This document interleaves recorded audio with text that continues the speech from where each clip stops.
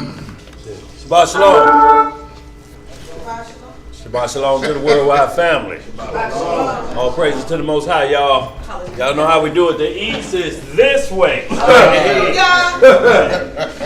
Zed brought in his compass, y'all. We were turning all kind of ways. Yes, sir. All right, family. We're going to get this opening prayer. And it's with the Most High's permission. And it's in the name of his only begotten and beloved Son, our uncrowned King and our Lord and Savior, Yahushua HaMashiach. That's the one. Yes. We know him as Jesus the Christ, y'all. Yes, Yes. Long live the King. Long live the King. Reading in the book of Psalms. Read. In the 2nd chapter, it reads, Yes. why do the heathen rage? And the people imagine a vain thing. The kings of the earth set themselves, and the rulers take counsel together against the Most High and against his anointed, saying, let us break their bands asunder and cast away their cords from us. Yes. He that sitteth in the heavens shall laugh. Yes. The Most High shall have them in derision. Yeah. Then shall he speak unto them in his wrath, and vex them in his sore displeasure. Yet have I set my king upon my holy hill in Zion. Yes, sir. I will declare the decree. The Most High hath said unto me, thou art my son. Yes. This day have I begotten thee. Yes. Ask of me, Yes. and I shall give it thee, the heathen for thine inheritance, Yes. and the uttermost parts of the earth for thy possession. Yes, sir. Thou shalt break them with a rod of iron. Thou shalt dash them in pieces like a potter's vessel. Be wise now, therefore, O ye kings. Yeah. Be instructed, ye judges of the earth. Yes. Serve Yahweh with fear Yes. and rejoice with trembling. Yes. Kiss the Son, lest he be angry, and ye perish from the way. Yes. When his wrath is kindled but a little, Yeah. blessed are all they that put their trust Yes. in him. Yes. Hallelujah! Say God! Yes, sir. Yes, sir. Oh, praise. You gotta put your trust in him, y'all. Put your trust in him. Once again, Shabbat Shalom to the worldwide family. Shabbat shalom. Peaceful Sabbath today, y'all, as we get about our Abba's business. Y'all, we're going to get right to it. Today's class, Biblical pH balance. Okay. So we're going to give you a little just on the basic end, Emo. I'm not, saying nowhere I'm shape or form. I'm on you and Levi Raphael's level, but I'm just going to get a basic Emo so we get the basic understanding, because that's what the Bible is, basic instructions before leaving earth. That's right. So that we don't keep getting caught up in this new age doctrine with esotericism and telling you you have to or you must eat with no judgment. Because if I don't eat, what's the judgment? Right. If I do eat, what's the reward? Exactly. So, y'all, we want to continue to keep and pound on these last day doctrines that's coming, doctrines of demons and devil. Now, according to these prophecies, we believe everything from Genesis to Revelation. Not one word of it is altered. It's pure. That's right. Purified 7 times. So with this word, you got to have a pH balance within you. And it's called perfected holiness. We're going to talk about the pH balance for this flesh. Okay. But the pH balance for your soul, that pH stands for perfect holiness. This pH for the flesh is called potential hydrogen. For this flesh, and we'll get into how to measure that and where you need to be in case you're not able to get to a doctor. In case you have to fend for yourself. Y'all, so we'll touch a little bit on that, y'all, but if your pH balance ain't right in your soul, everything's going to be off balance. Come on. Come on. So y'all know how we get down. Our high priest, our one and only high priest, Yahushua HaMashiach, locally known as Jesus the Christ, the high priest after the order of Melchizedek, given to him by his Father. And he recites the law to us, both to every male, shalom Magdi, rich and poor, free and bond, Jew or Gentile. The law is perfect, y'all. It's perfect in holiness. There is no fault in it. If anyone's telling you there's fault in the law of the Most High, you have to get away from that individually, talking anything spiritually. Because the light is the truth. If the truth is altered, no need to be discussing a half lie, is it? No. Truth is 100% accurate. Yeah, it is. And if you trust in anything, or you even opening your mouth about something that you're saying is partially tampered with, then that tells what character you have. Exactly.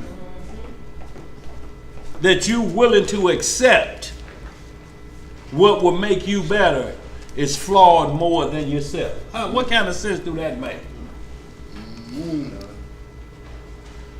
Most High say his ways are not like our ways.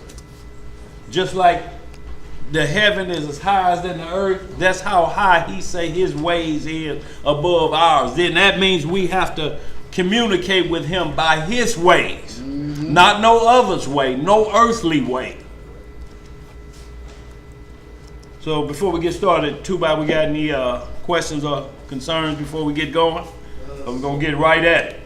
So far, so good. Let's get it. 1:10:5 I want to get right into, y'all, because this is where we at, y'all. And y'all, we just happen to be in this dispensation where these things are happening, y'all. Because everything can be brought to us in our fingertips in a second. I don't care what we ask for. We can ask the worldwide audience and look this up. Instantly, we get information. Y'all, these things wasn't like this 100 years ago. So we have to understand the prophecies that's being revealed to us. If prophecy failed, the law failed, because the prophecies are based off of the law. Especially if he's saying in this hour, at this time, I'm going to do it. That's right. You can't explain prophecy and saying something is wrong with the law, y'all. The two go together. You will never be able to work out an issue. You know how the teacher used to say, show me your worksheet, where you get your answer from. Right. You got the right answer. Off his paper. Oh, but that's what you're saying over his paper. Well, Yeah. we're going to tell the truth. Right, tell the truth, huh? Well, y'all, so let's just get at it. 1 Tim chapter 4, verse 1. And y'all, and this is the reason we've been hitting the last classes last week. Is it a great falling away, or is it a great awakening? Because ain't nothing we reading in the Bible about you waking up to nothing new and you have to reach back to the Bible. If it's new, the Bible, it should be put down for good. Right. It's old. Right. That's what it ought to be, but you need it because there's nothing else out there that's dealing with world history, every individual on planet Earth. No other doctrine doing. I don't care what type of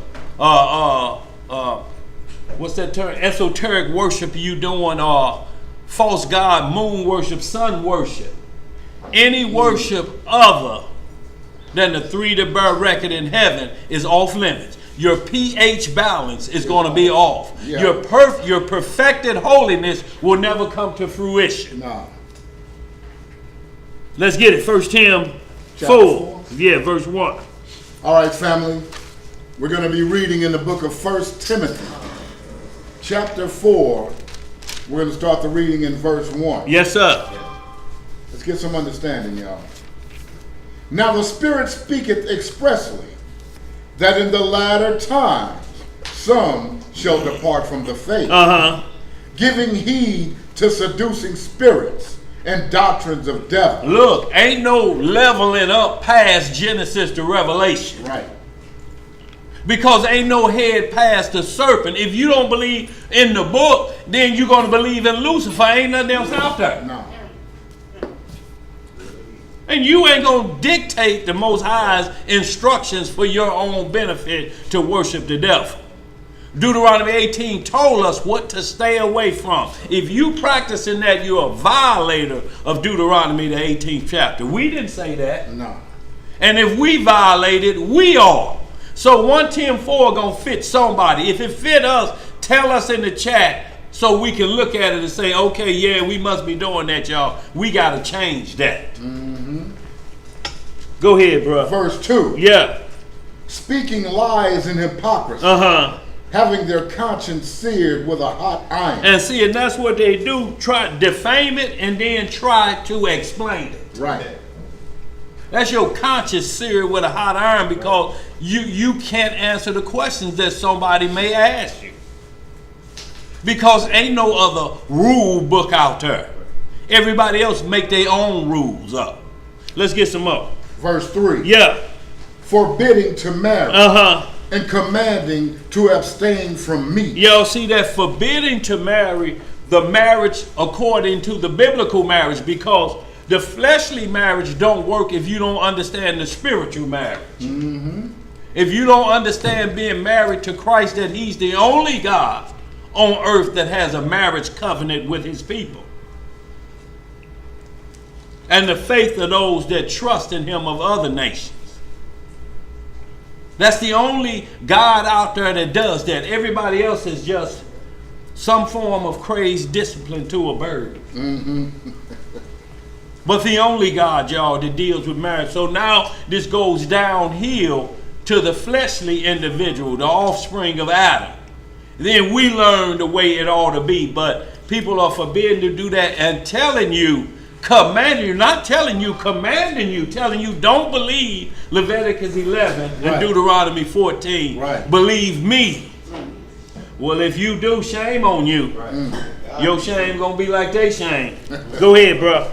Forbidding to marry and commanding to abstain from meat, which Yah hath created to be received with thanksgiving of them which believe and know the truth. So the truth of God is his laws, statutes, and judgments. That's right. The truth. So anything about meat, if somebody telling you anything, it must be found in the law of the Most High for you to tell them it's wrong to do anything. Mm-hmm. It must be a part of the law. And this ain't new.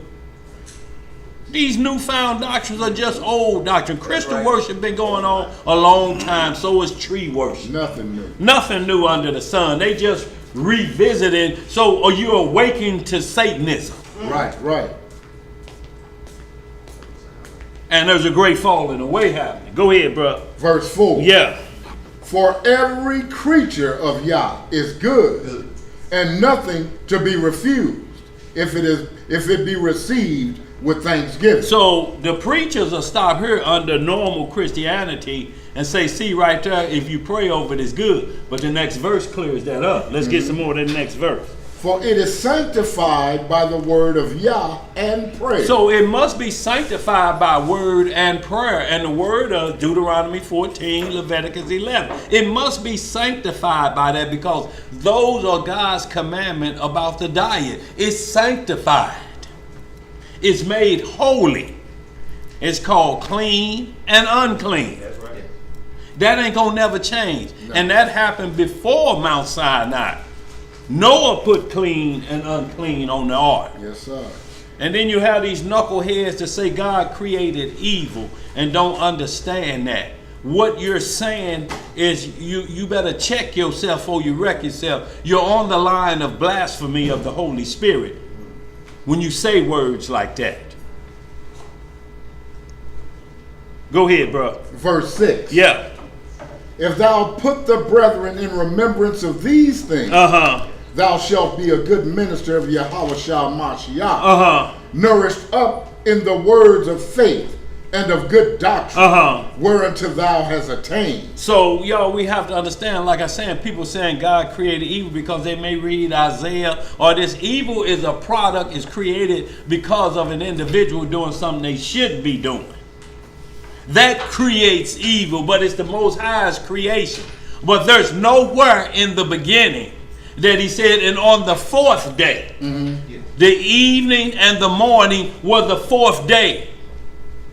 And then he didn't say, and it was good and evil, did he? No. Ain't nowhere in there it adds evil to the day. It says good. That's right. So then he didn't create evil if it's not in there.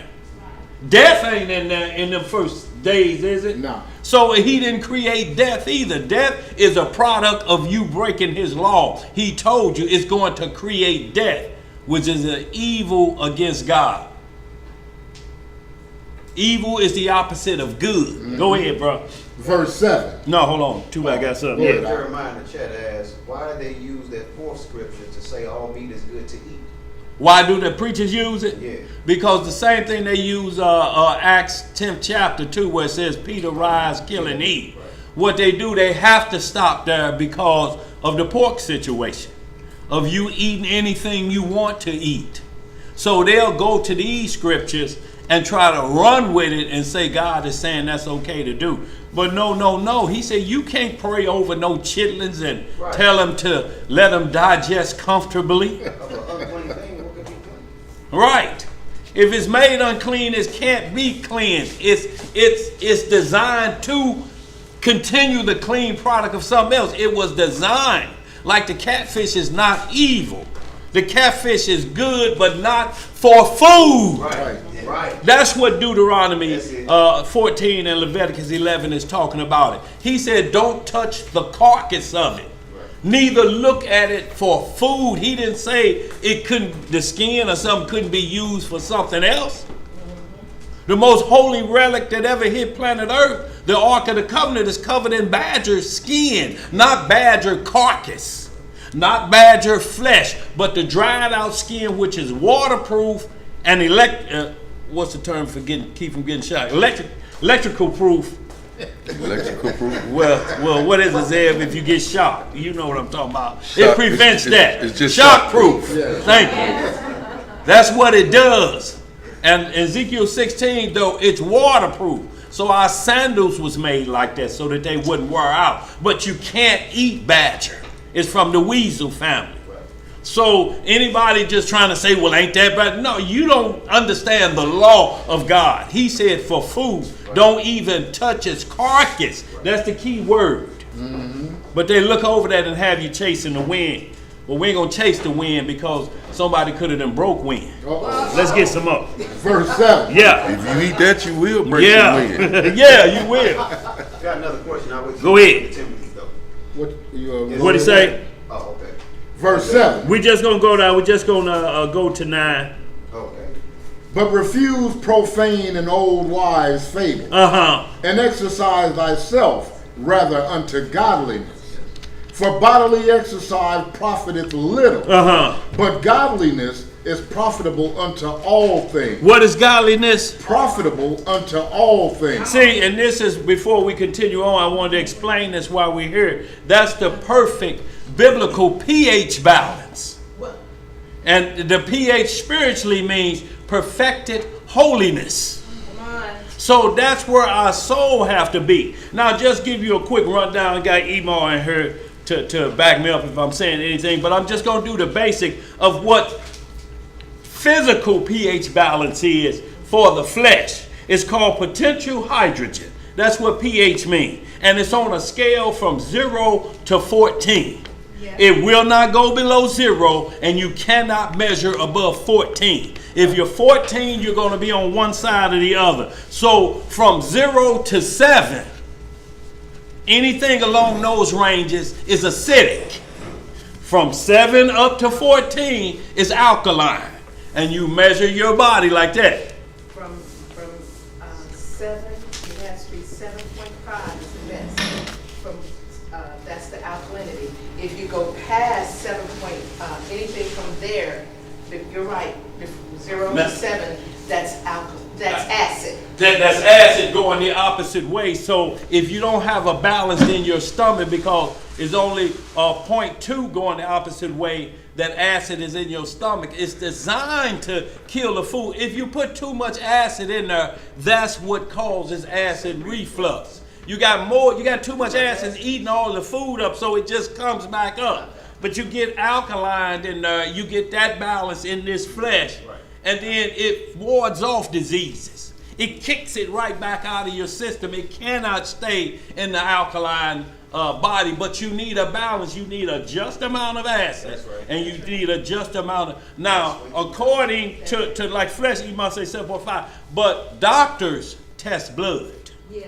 You can get saliva strips, and it'll tell you technically where you at and in your urine.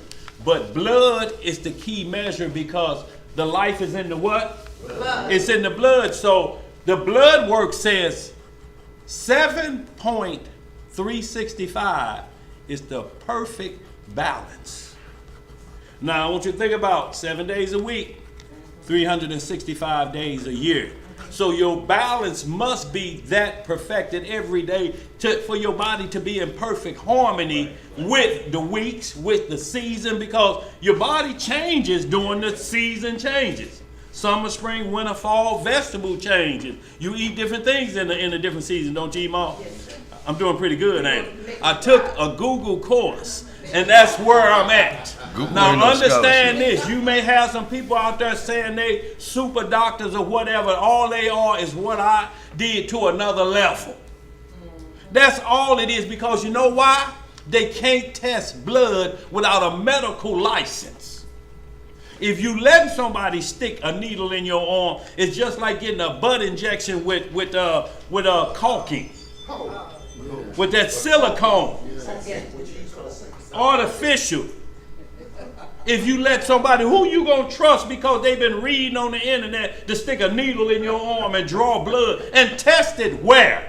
So this is what we're talking about, fake healers. The Most High is the chief healer. That's Yeah, right. he is.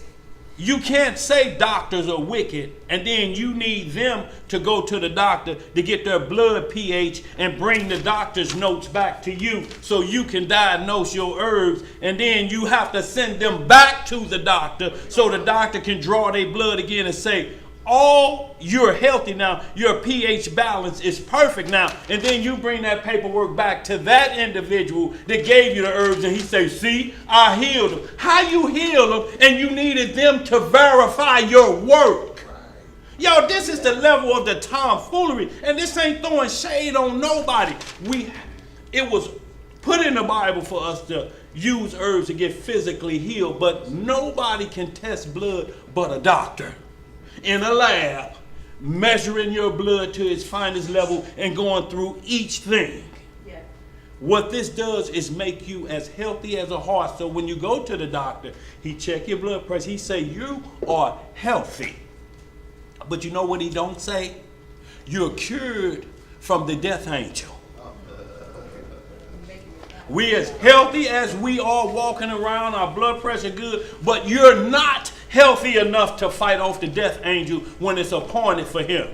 This is what y'all have to look at. Look at the individual that's claiming this is the perfect diet that will bring you back to life, and watch their aging process. Look at when they first started standing in front of a Rolls Royce, and look at the picture 2 weeks before they died, and you will see that this physical pH can do nothing to stop this dying flesh, because it was corrupted when we were in righteousness. And it ain't gonna stop corrupting. Nothing you could turn by the time of aging. They got something they call cryogenics. Yes. Where they freeze individual, because animals, you can freeze certain animals like a gerbil and bring it back to life. But it does not have a soul. Come on. You can put spirit back in there, but soul needs the breath from God to live. If God takes his breath from you, the only thing you can do is put them on a machine and they're still unconscious. What they say breathing form. The machine. The machine. That's right. Because the only power of soul connection with breath is the Most High.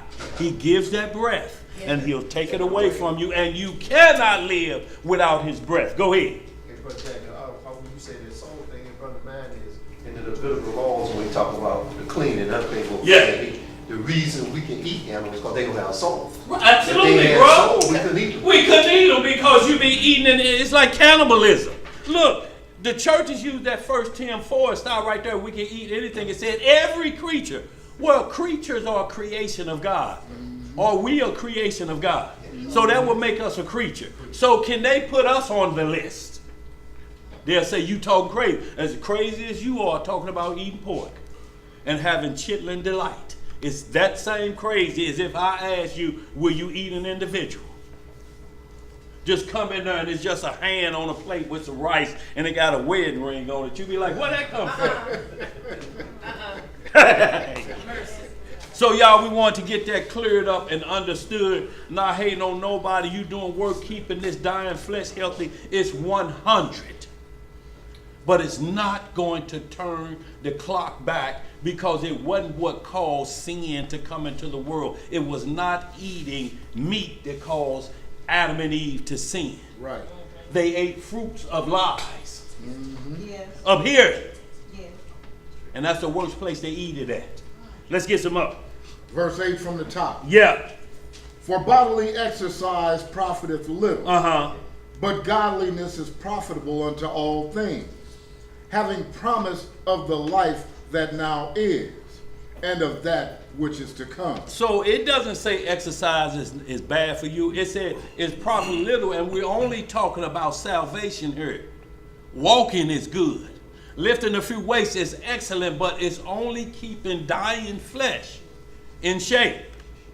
And this is why you got to have a just balance. It's a 70-year-old guy out there in California on the beach where they be working out. I'm talking about this dude ripped like he 21 years old.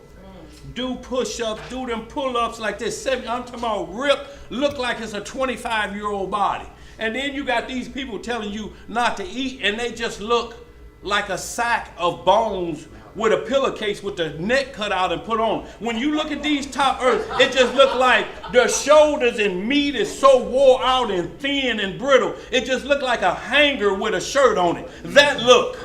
A small shirt is bagging. Look, you look like you slap them in the chest, it's going to break everything in here. You must have a just balance. You got to keep this dying flesh alive, and it needs protein.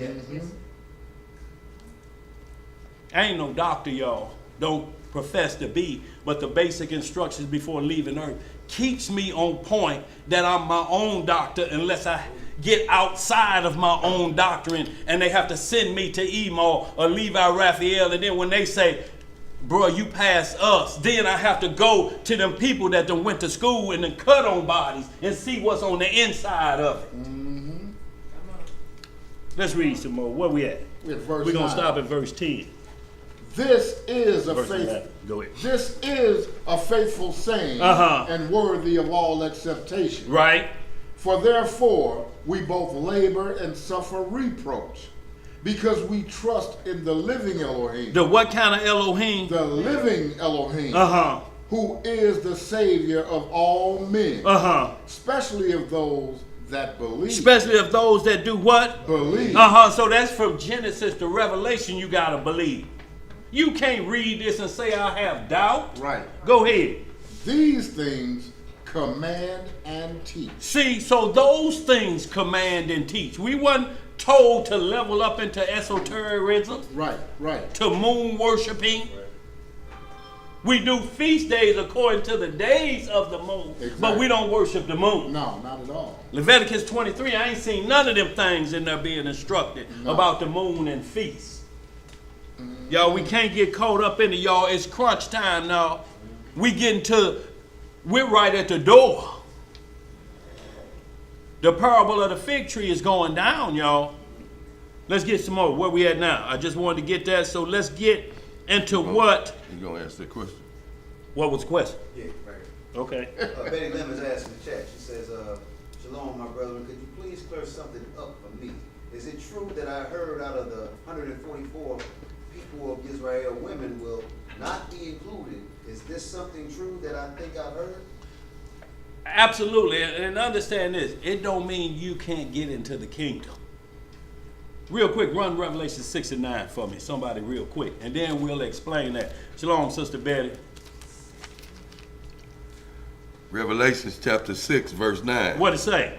And when he had opened the fifth seal, Uh-huh. I saw under the altar the souls of them that were slain for the word of Yahweh, Uh-huh. and for the testimony which they held. And for the testimony, go ahead. And they cried with a loud voice, saying, Uh-huh. How long, O Elohim, holy and true, dost thou not judge and avenge our blood on them that dwell on the earth? Right? And white robes were given unto every one of them. White robes was given to them. Go ahead. And it was said unto them that they should rest yet for a little season, Uh-huh. until their fellow servants also and their brethren that should be killed as they were should be fulfilled. So we have to understand that there's other groups out there that not only this of all nation, kindreds, and tongues. Hold on, that's what I'm looking for real quick. You know what I'm talking about too, Bob? Hold on. Okay, now give me 7 and 9 of Revelation. Because 7 talks about the 144,000. They're all male virgins. They have not been defiled by women. That's first meaning religions outside of this gospel and doctrine. That's the first, because the whore that sitteth upon many waters is Satan governing all doctrines. With a mother queen, so to speak. Like you heard Jake talk about the whore queen. Yeah. She's over a lot of countries. So, y'all, from understanding it from that perspective, but give me a little bit of Revelation 7 and 9. Revelations chapter 7, Yes, verse ma'am. 9. Go ahead. What it say? After this I beheld, and lo, a great multitude, which no man could number. See, because 7, 1 through 8 talking about the 12 tribes. Now there's an additional group of people. Go ahead. What else it say, Zaya? Which no man could number. Which no man could what? Could number. Uh-huh. Of all the nations and kindreds and people and tongues stood before the throne and before the Lamb, Uh-huh.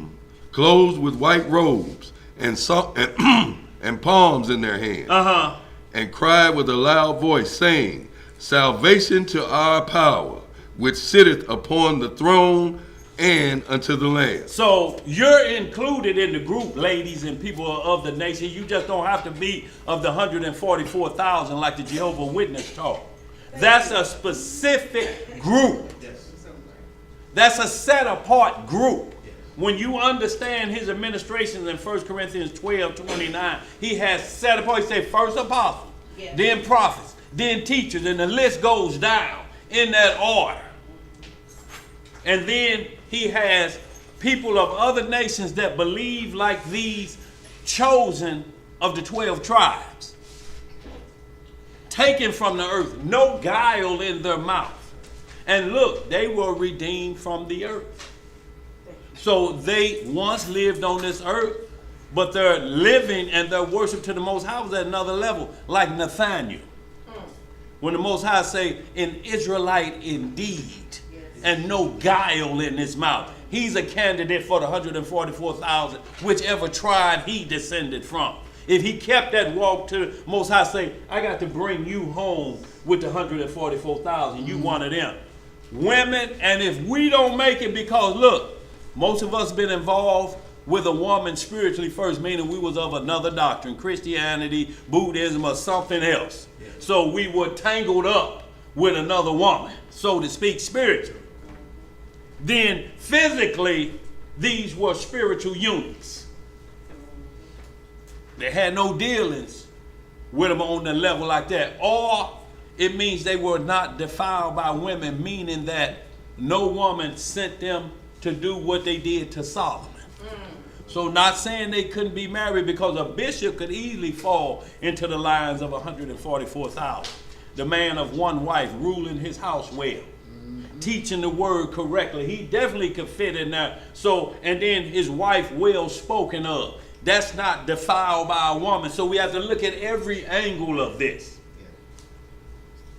And then, like we just read 7 and 9, right after giving, it said there's a whole nother group got white robes on. So this script don't eliminate anybody who's keeping the truth. That's just another one of them Ike Turner doctrines that only want to use women for their servants and slaves, and they want them to treat them like they treat God. Now I want y'all to understand what's being taught to these women with this polygamous doctrine.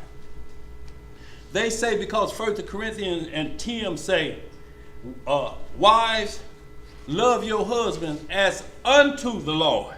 It didn't say love him like he is the Lord. Well, what they do is they show them places where they say God is actually sinning. Do you know these words come out of their mouth?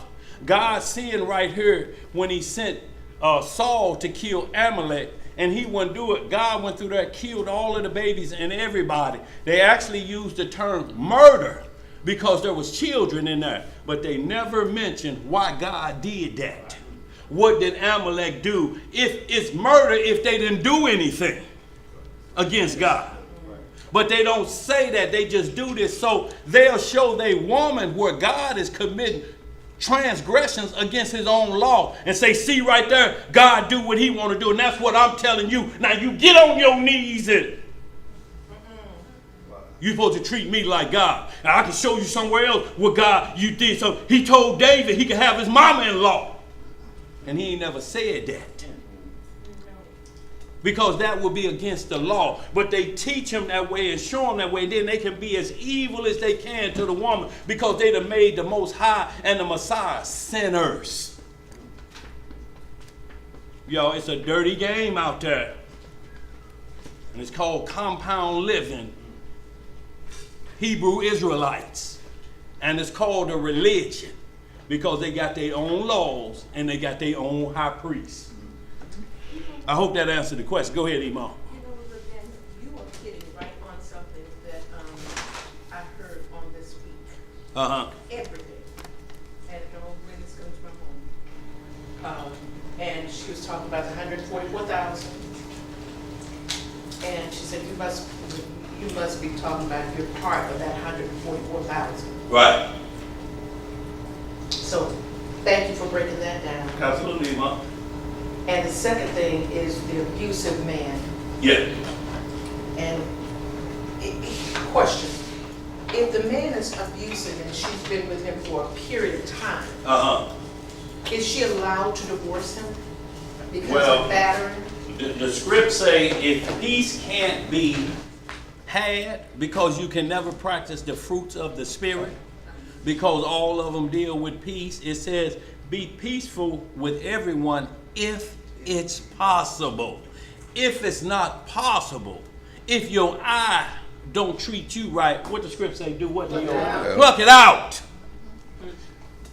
It's not a license to tell somebody to separate from it. But the bottom line is, if you find yourself in graveyard love, you need to find an escape route. Right. If somebody tell you, if I don't have you, you can't leave me, I'm killing you. That's not in the divorce clause according to the word of God. If you tell somebody, I'll kill you if you try to leave me. Well, you need to call your grandmama and get the best meat and potatoes and gravy recipe you can and feed him good and let him pass out. And he gonna be slumbering like a grizzly bear. And you can make your great escape. We're not telling anybody to do anything. But if your life is on the borderline of danger, the Most High didn't tell you to accept taking death from anybody, because he don't treat us like that. Has he ever told a man that I'm going to kill you if you don't do what I say, like I'm saying like this, even if I'm going to tell you to do wrong and then I'm going to do it? No, it ain't in there, y'all. You don't be a punching bag or a No. slap target. It's a pimp game. It's trying to legalize pimping spiritually. And you know, that's a funny thing and a touchy subject, man. Let me just say this quick, because when you read Ephesians 5, it tells you, what man hateth his own flesh? That's right. And then the script say you can't be a striker. That means you can't fight and beat your own flesh up. You don't do that. What person beat his own self up? But go in the mirror before at least you start. Give yourself a shot to the jawbone. Right. Just stand in the mirror and do like this, and just do like this. Put some brass knuckles on it. Okay, I'm gonna do me. Then I'm coming in there, heifer. You get the next. Right. They can't even take it themselves. Right. You gonna be in trouble. But he comes back and says, you made me do that. That's what we're talking about. If somebody makes you do evil, it's still not them, because we can't say that about the devil, can we? Right. We can't say the devil made me do it. Right. If a man can't say it, then he can't say it to his woman. What you got, sis? And then beat you like you're a punching bag and then say they sorry. And I personally said sorry is a sorry word. It's like putting a Band-Aid over a shotgun blast. Oh, look. Oh, boy, the damage is done. Yes. Right. Y'all have to understand, that's why it gives you certain clauses when it gets to this point. Because there's due benevolence on both parts. And the law, even in the Bible, if you ain't seen that individual in 7 years, he can't protect you. After 7 years, it's a jubilee. You can ask, because he's technically dead in your life, and a woman is to abide by the law as long as her husband alive. But if he's not there to take care of you, he's technically dead. What do we call him? Dead what? What if they just hanging around doing what? Dead weight. Yeah, well. It's dead weight. It's not doing anything. It's just a clump there.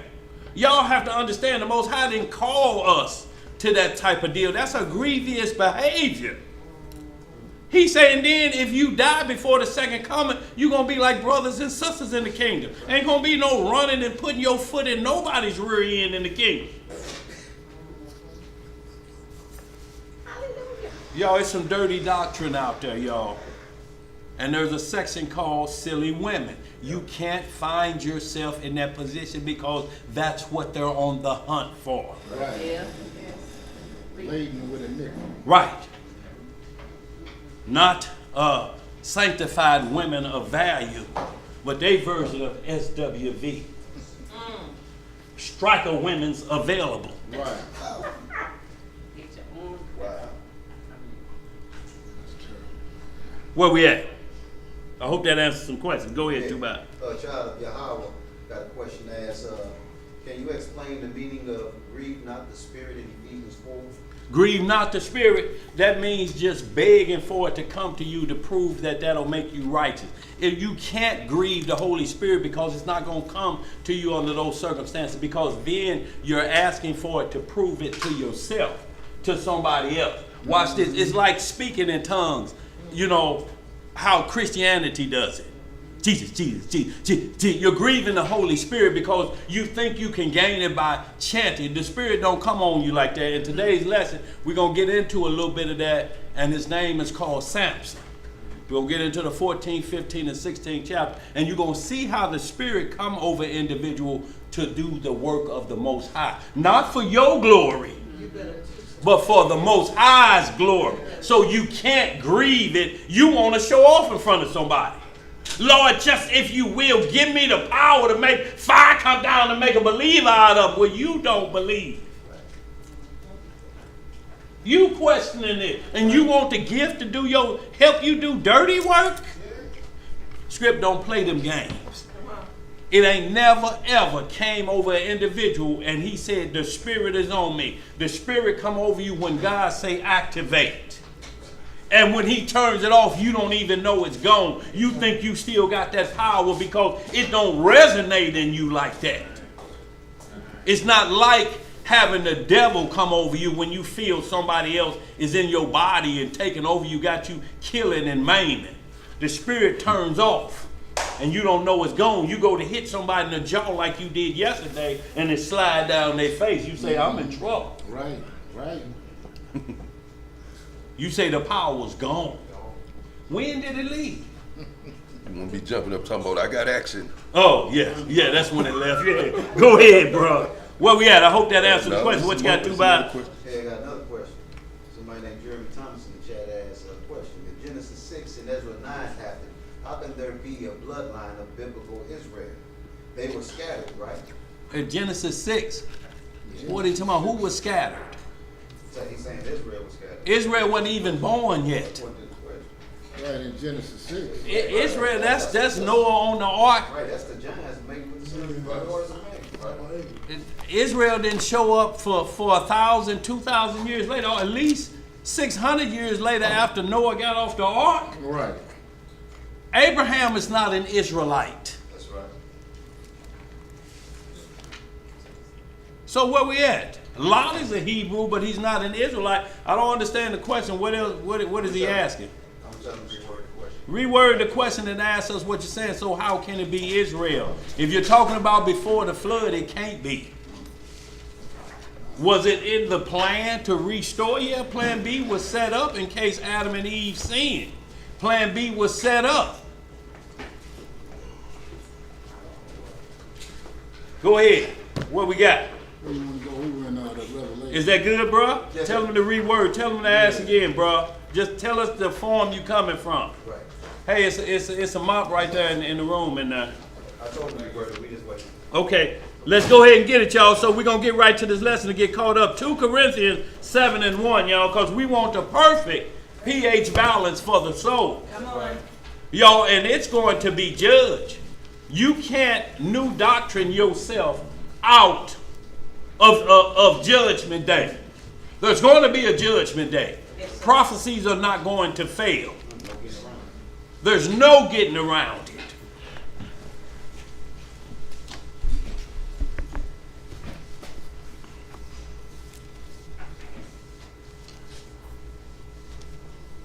Where we at? We're in the book of 2 Corinthians, chapter 7. We're going to start our reading in verse 1. And we just reading this one verse, y'all, to clearly understand where we're at and what we're trying to perfect, what we're trying to get the perfect pH balance for our souls. Everybody there? 2 Corinthians 7:1. Having therefore these promises, dearly beloved, let us cleanse ourselves from all filthiness. From all what? From all filthiness Uh-huh. of the flesh and spirit, perfecting holiness in the fear of Yah. Perfecting holiness in the fear of Yah. Y'all, that's what we have to do. If we don't do that, y'all, it's going to be a problem. You can have your flesh looking perfectly. You may want to get a little bit of what Emo got to take that, make sure that smell ain't. Go ahead. Just put a little bit of what Emo giving you on the floor right there because of that mop. Just want to make sure ain't no after scent. You know what I'm saying? Emo, if you will, give him that, it's something in there, some kind of, yeah, that's what I'm talking about. Some of that fresh stuff. What's that fresh stuff called? Yeah, he said Fresh stuff. Okay. it smell like it. All right. Yeah. That's what I'm talking about. Yeah. Fabuloso. Okay. He fine, Imam. Go ahead. Where we at? Where you want to go, that 1 Peter? We're going to 1 Peter chapter 1:24, y'all, because the law makes perfect holiness. Y'all, look, when we discuss this with anyone, there's rules to the Bible that you must get on board with, and you must allow them to get on board with, or you cannot get into no discussion about this word. And the rules are 2 witnesses established for the same subject matter. I'm not saying see tree over here and it means an individual, and then you see tree over here and it means a totem pole. That's two different ones. I'm talking about like a tree. You should know a tree by its fruits. Right. That's a demonic individual. That's the same individual like in a garden. So you can talk about them two in one accord, because the subject matter is an individual like a tree and giving forth bad fruit, which is bad doctrine. And we're going to get into a lot of that so we understand that. So that, and what priesthood are we under? You got to get the priesthood before we go forward to know if they're a believer in Messiah.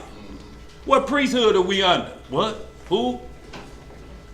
Psalm 110, Hebrews 7. Where we at with this? Genesis 18. Where we at with this? Genesis 16. Melchizedek. Where we at with this before we get started? If you don't, y'all, then it's willy-nilly. You can say whatever you want to say at that point. You're going to be backtracking. Then you're going to have to try to reapply the rules halfway through the conversation, and it's not going to work. Right. You're going to have to start over and reload. What you got there, Two-By? Yeah, okay. Jeremy Thomas reworded this question. He said, I'm speaking of the change in bloodlines. Israel derived from Shem, and in Ezra 9, Israel was established and they fornicated with other bloodlines. So how could the bloodline of Israel exist? Because it's the blood covenant. Right. It's Genesis 25:24. If you don't understand the blood covenant, you have to understand Genesis 15, when Abraham split the calf. That's the blood covenant. That was to make sure our seed would not be miscegenated off the earth. If it was not so, bro, you got a miscegenation program working that all the nations, all they have to do is kill all the men and rape the women. Israel is no more in existence. But our women carry the seed too. That's why you got Leviticus 24, is it 24:10? Yeah. The daughter of Dan, and you got Acts 16th chapter. Timothy's mama was a Hebrew, but his daddy was a Greek. The bloodline went through the mother in both occasions. Two witnesses saying the same exact thing about the same exact subject. And we got Revelation 12. Then what can be the seed of the woman? Eve was cursed. And it said, unto thy seed. They're talking about Eve, ain't they? Adam ain't in the equation, is he? No. How can a woman have seed? Look, and when we get into the Christ's birth, it say begot, begot, begot, begot, until it get to Joseph. And then it said, who was the husband of Mary? Who was the mother of the Messiah? It don't have Joseph begotten the Messiah. Neither does it have a mother or a father, a physical father begotten Adam. So where did his bloodline come from? He was born of a virgin. She was just called Dirt Mama. So y'all, that's what we have to understand. It ain't nowhere in the scriptures in here that where it ever states that a man must be the sole lineage of Israel. Never. The only time you're going to see that is in the book of Numbers when they was getting ready singling men out for the army, because women didn't go to the army. Women stayed home. That's why a man couldn't, if he was in the army, if he got married, he was let out of the army for a whole year to cheer up his wife. That's the only place you ever gonna see it. But they're taking things out of context. That ain't got nothing to do with the seed. Genesis 49. Abraham, 400 years, your seed is going to be like the seed of the star. If they kill all the men, what happens to the women? And they rape all of them, and then they have a child by them. Where does the nation of Israel go to then? We can't have the Revelations we just read, the 144,000. They gone.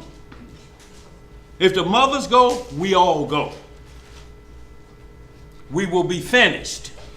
Get your precepts in line, because we done already been down that road. Let's get some more. Where we at? That 1 Corinthians, all I wanted to do was hit that. Now we're going to 1 Peter, and we're going to talk about why this law is perfect, and why it cannot be damaged, and why it's been tried 7 times, and why ophthalmologists like to try to make words law. If you convert stealing in 200 different languages, there's still an action for stealing in all those languages, ain't it? Right. Does the language change the action? No. So you can't be word etymology out and it changes law. His word is above all names and titles. Yes. His word is the law. The law governs everything. It governs the sun and the moon. It governs the universe. It's the law of gravity, right? It's the law of the universe, right? It's the law that the Most High given us. It's the law of nature, ain't it? Right. So how then does you come in here with some word etymology and say, well, that word in the Hebrew, that don't change the law? Right. And we're going to get into a little bit of Psalms 119 to get that clear for you. We're going to get that clear because that's the alphabet. We have to know our letters, not words that's put together. Our letters. Because our Hebrew alphabet, each letter, just like you have your alphabet here, you teach a child, A means that sound. It gives that apple sound. Mm-hmm. And the F gives the Frank sound, don't it? Unless you make the F, PH. How does that work then? It still gives the F sound, don't it? But that's in this language. Right. When you get into the Hebrew language, the laws govern the letters. And we're going to see that. Let's get some more. Where we at? First Peter. First Peter. Yeah, everybody there?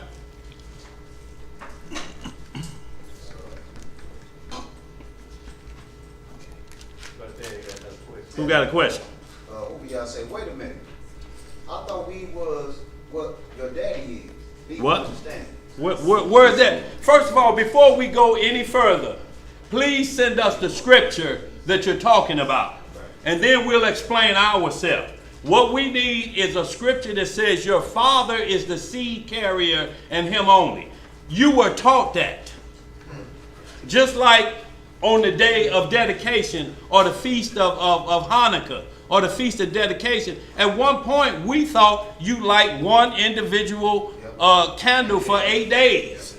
But the scripts say all of them are to be lit for 8 days. So what you're hearing is something some man taught you that's trying to rule a camp. We're asking, before we answer another question, run us the scripture that say men are in charge. Right. And we already know the only one you got is men going into the army. That's it. You ain't got nothing else. Is there anything else out there too, by?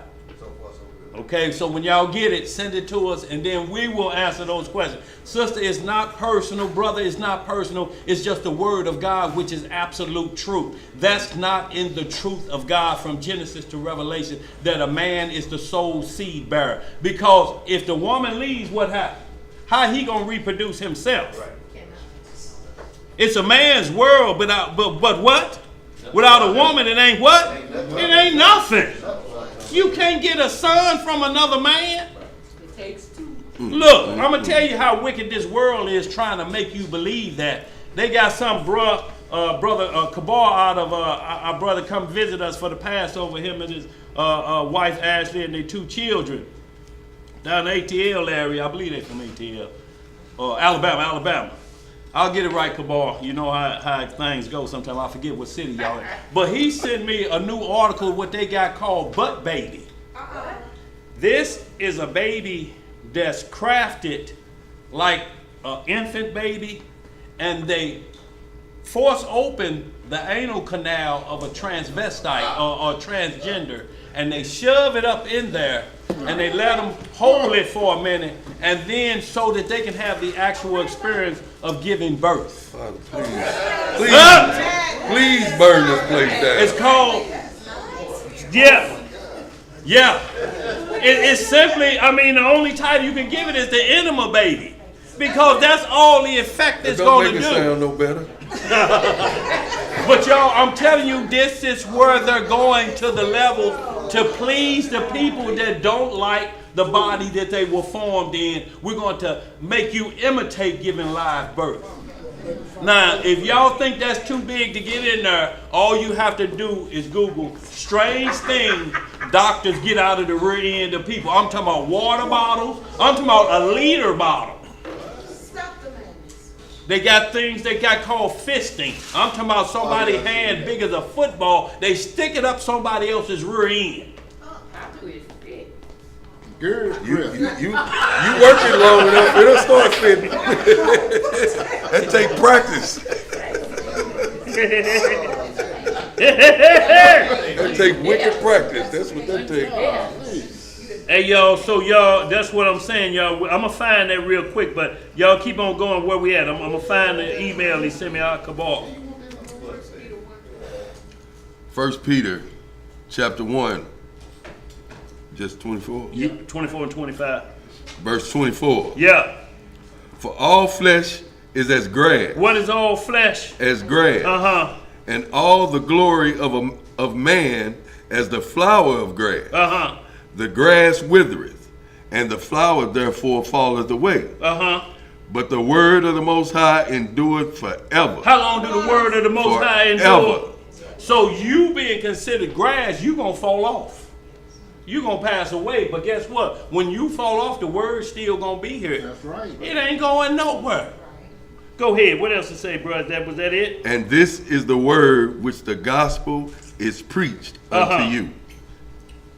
This is the word, the gospel is preached unto you. Go ahead, what's the next one? We're just going to roll through these so you understand. Matthew 5:17.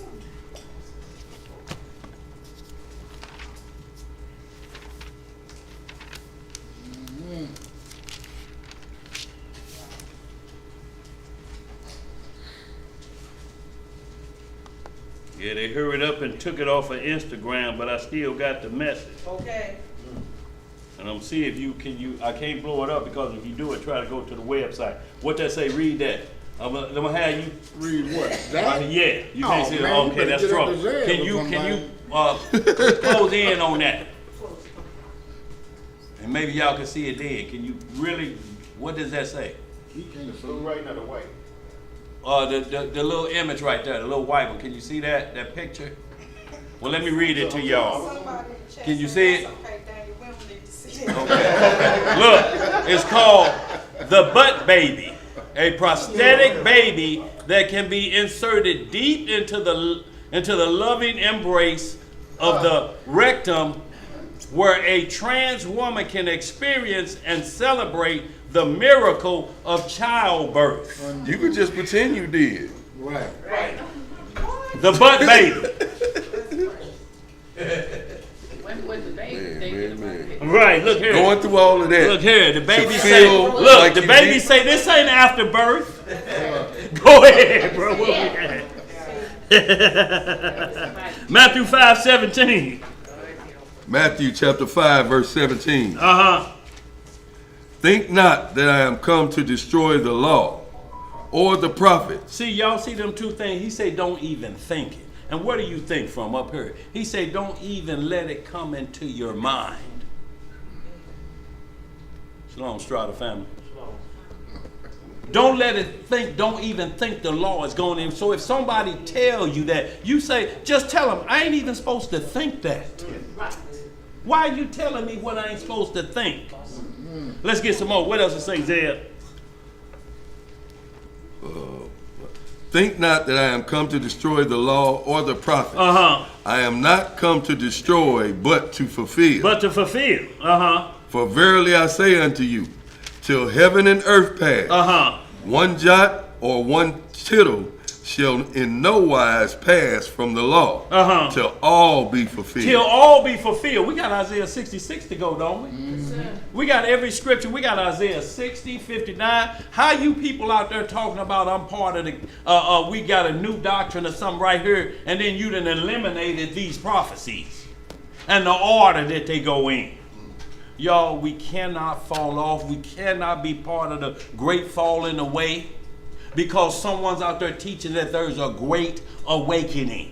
Ain't no awakening to you. You're only awakening to witchcraft because it's the only thing been let out of the closet. It's not new. It was just locked up like the witch of Endor. Like she told Saul, y'all locked witchcraft up, didn't you? Yeah, we locked it up, but I got the key. So somebody then gave you the key and you finna let it out in your house. Where we at? What else to say?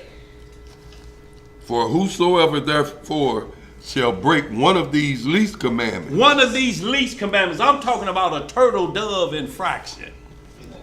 If you break that, it didn't say you won't break it. It say if you do it, and what else it say there? and shall teach men so, Uh-huh. he shall be called the least in the kingdom of heaven. If you teach a man that the law is done away with, or you can break that law, or this law don't mean that, or that law, you can do that law, even though, and it looks like you're doing evil, then how can it be law?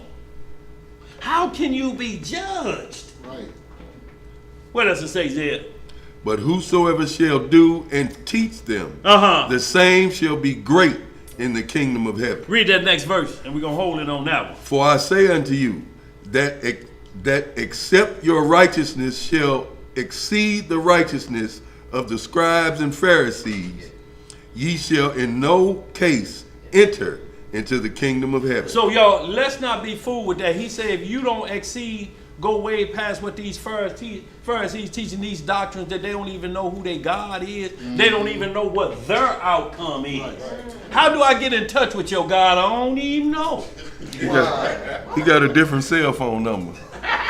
Right. He changed it and didn't let me know.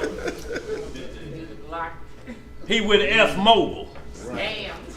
When I get HF Mobile. when I get it, I'll text Hellfire it to Mobile. you. Where we at? Matthew 24:35. Y'all, we just want to talk about how good the law is, and it ain't going nowhere. And then we're going to read a couple where people thought they could get rid of the law, but it didn't go anywhere. The Most High ain't this powerful that he would allow a nation to come in to void us of his truth, and we're in the image of him. You have the manual of the law in every human being that lives on earth. That manual is within you, like every car you purchase. There's a manual to it. Yes, sir. You're going to come in here with the devil's manual and you saying this part of my makeup. Hit that real quick, bro. 33? Okay. It was your turn, but okay. Go ahead, y'all gonna have to get it. Y'all Matthew. gonna have to get it extra. He be over here trying to work me. Do it. Is that what he doing? Matthew, Yeah, right. Matthew chapter 24, verse 33. 32. 32. Oh, 33. Go ahead. I thought, Okay, you go 32. I didn't hear what they said. 32 we go. What did you say? 30. We can go Okay, 32. Go okay. ahead. That's what I thought of. Okay. But then you changed it to 32. So, all right. Matthew chapter 24, verse 32. Yes, sir. Now learn the parable of the fig tree. He say learn the parable of the fig tree, so there has to be instruction anytime the Most High say learn. When you got an individual that don't know their end game, how can you learn from that doctrine? All you're learning is the wicked part of it. Then you're stuck. Then you're going to start hearing scratching on the wall. Something up under the bed. Go ahead. When his branch is yet tender and putteth forth leaves, ye know that summer is nigh. So likewise ye, when ye shall see all these things, know that it is near, even at the door. Verily I say unto you, this generation shall not pass till all these things be fulfilled. That's right. Heaven and earth shall pass away, but my words shall not pass away. See that, y'all? What shall pass away? Heaven and earth shall pass away, but the word can't pass away. Because when he created heaven and earth for Adam and them to dwell under, it was done by the word. It was not done the other way around. The earth didn't tell itself, create yourself. Go ahead, where we at? That's it? We can hold that's it. All right. Let's get that Isaiah 40 and 8, Proverbs 6:23, and then y'all, we're going to get into this lesson at hand because I want to cover Samson. And what we're talking about is how he lost his pH balance spiritually and physically.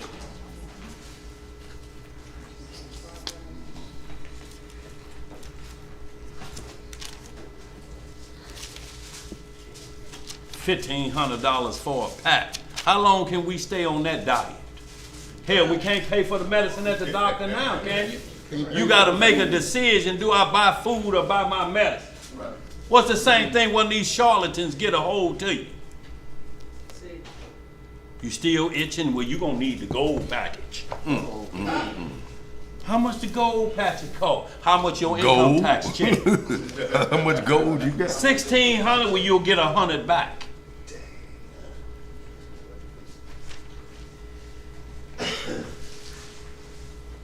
All right, family, we're going to be reading in the book of Isaiah, chapter 40. We're going to start the reading in verse 8. Everybody there? Let's get some understanding, family. I tell you what, let's bag it up to One. 1. Okay, go ahead. Y'all read down to 18. Y'all feeling it, huh? Go ahead. Backing it up. Right. 8. There ain't nowhere to go. Ain't nowhere else to go, huh?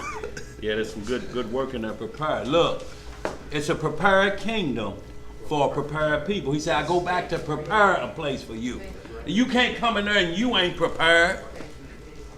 Go ahead. The book of Isaiah, chapter 40 and verse 1. What it say? Comfort ye, comfort ye my people, saith your Elohim. Speak ye comfortably to Jerusalem, and cry unto her, that her warfare is accomplished, that her iniquity is pardoned, for she hath received of the Most High's hand double for all her sins. See, we got to pray that Jerusalem is pardoned. That don't mean what you did goes anywhere. It's just been forgiven. I'm talking about a major crime. Like what Donald Trump wants to do if he get back in office, he gonna pardon everybody that got locked up that went into the Capitol. If y'all vote for me, everybody, all your family members getting out. Week 1, I'm there, I'm letting all of them out. But he ain't going. He finna take a photo. He finna take a photo, y'all, like this and like this. Soon. And very soon. Go ahead. Verse 3. Yeah. The voice of him that crieth in the wilderness. Prepare ye the way of the Most High. Make straight in the desert a highway for our Elohim. See, this is what John the Baptist said. He said, I'm that prophet. I'm not Elijah. I'm that prophet. Not Elijah. The fire that Elijah had, that where he would just let you have it straight off. Elijah didn't play. Elijah called fire down in a minute. Y'all can't break this up.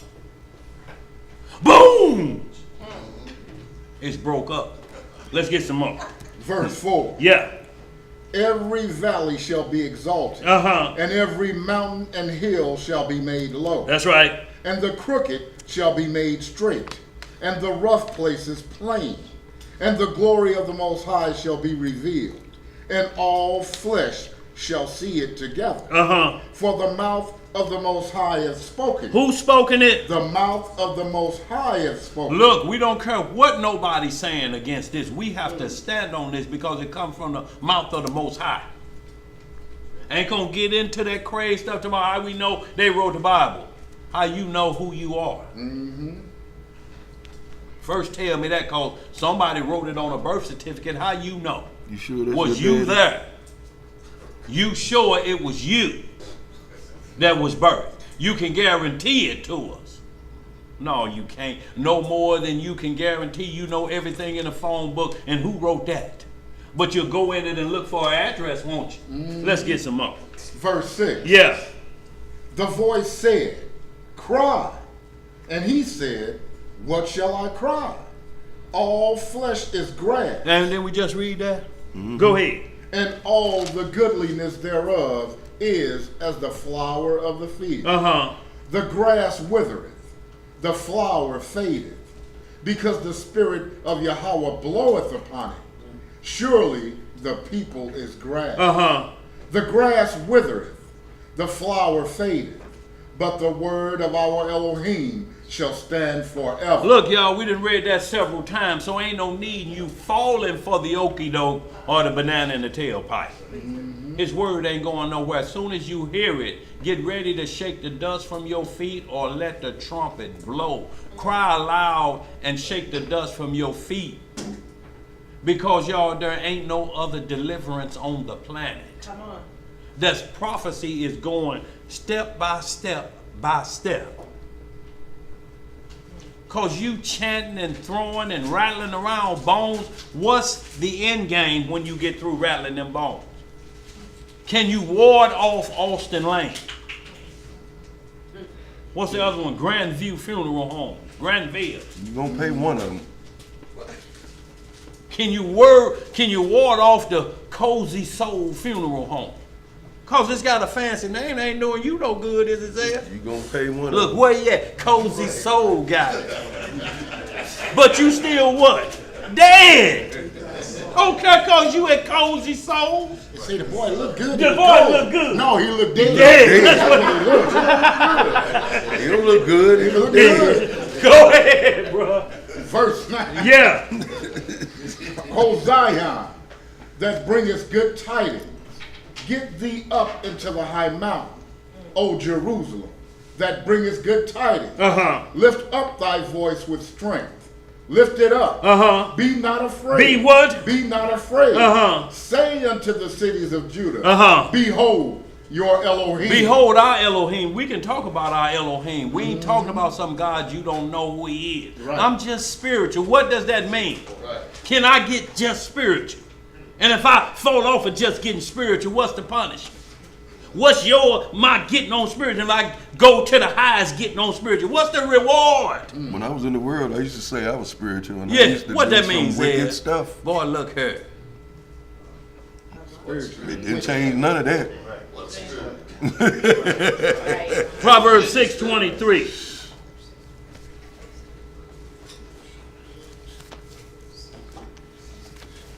Did we ever get any message back that the Father is the seed bearer only? No. Not yet. They say that you answered their question. Huh? You answered their question. Well, that's wonderful. All praises to the Most High, y'all. That's what we're talking about. We're not talking about losing souls.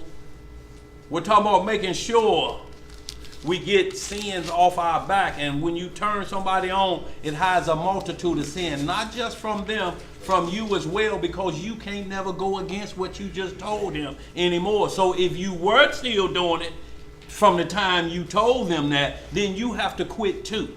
So now it hides a multitude of sins because you quitting too.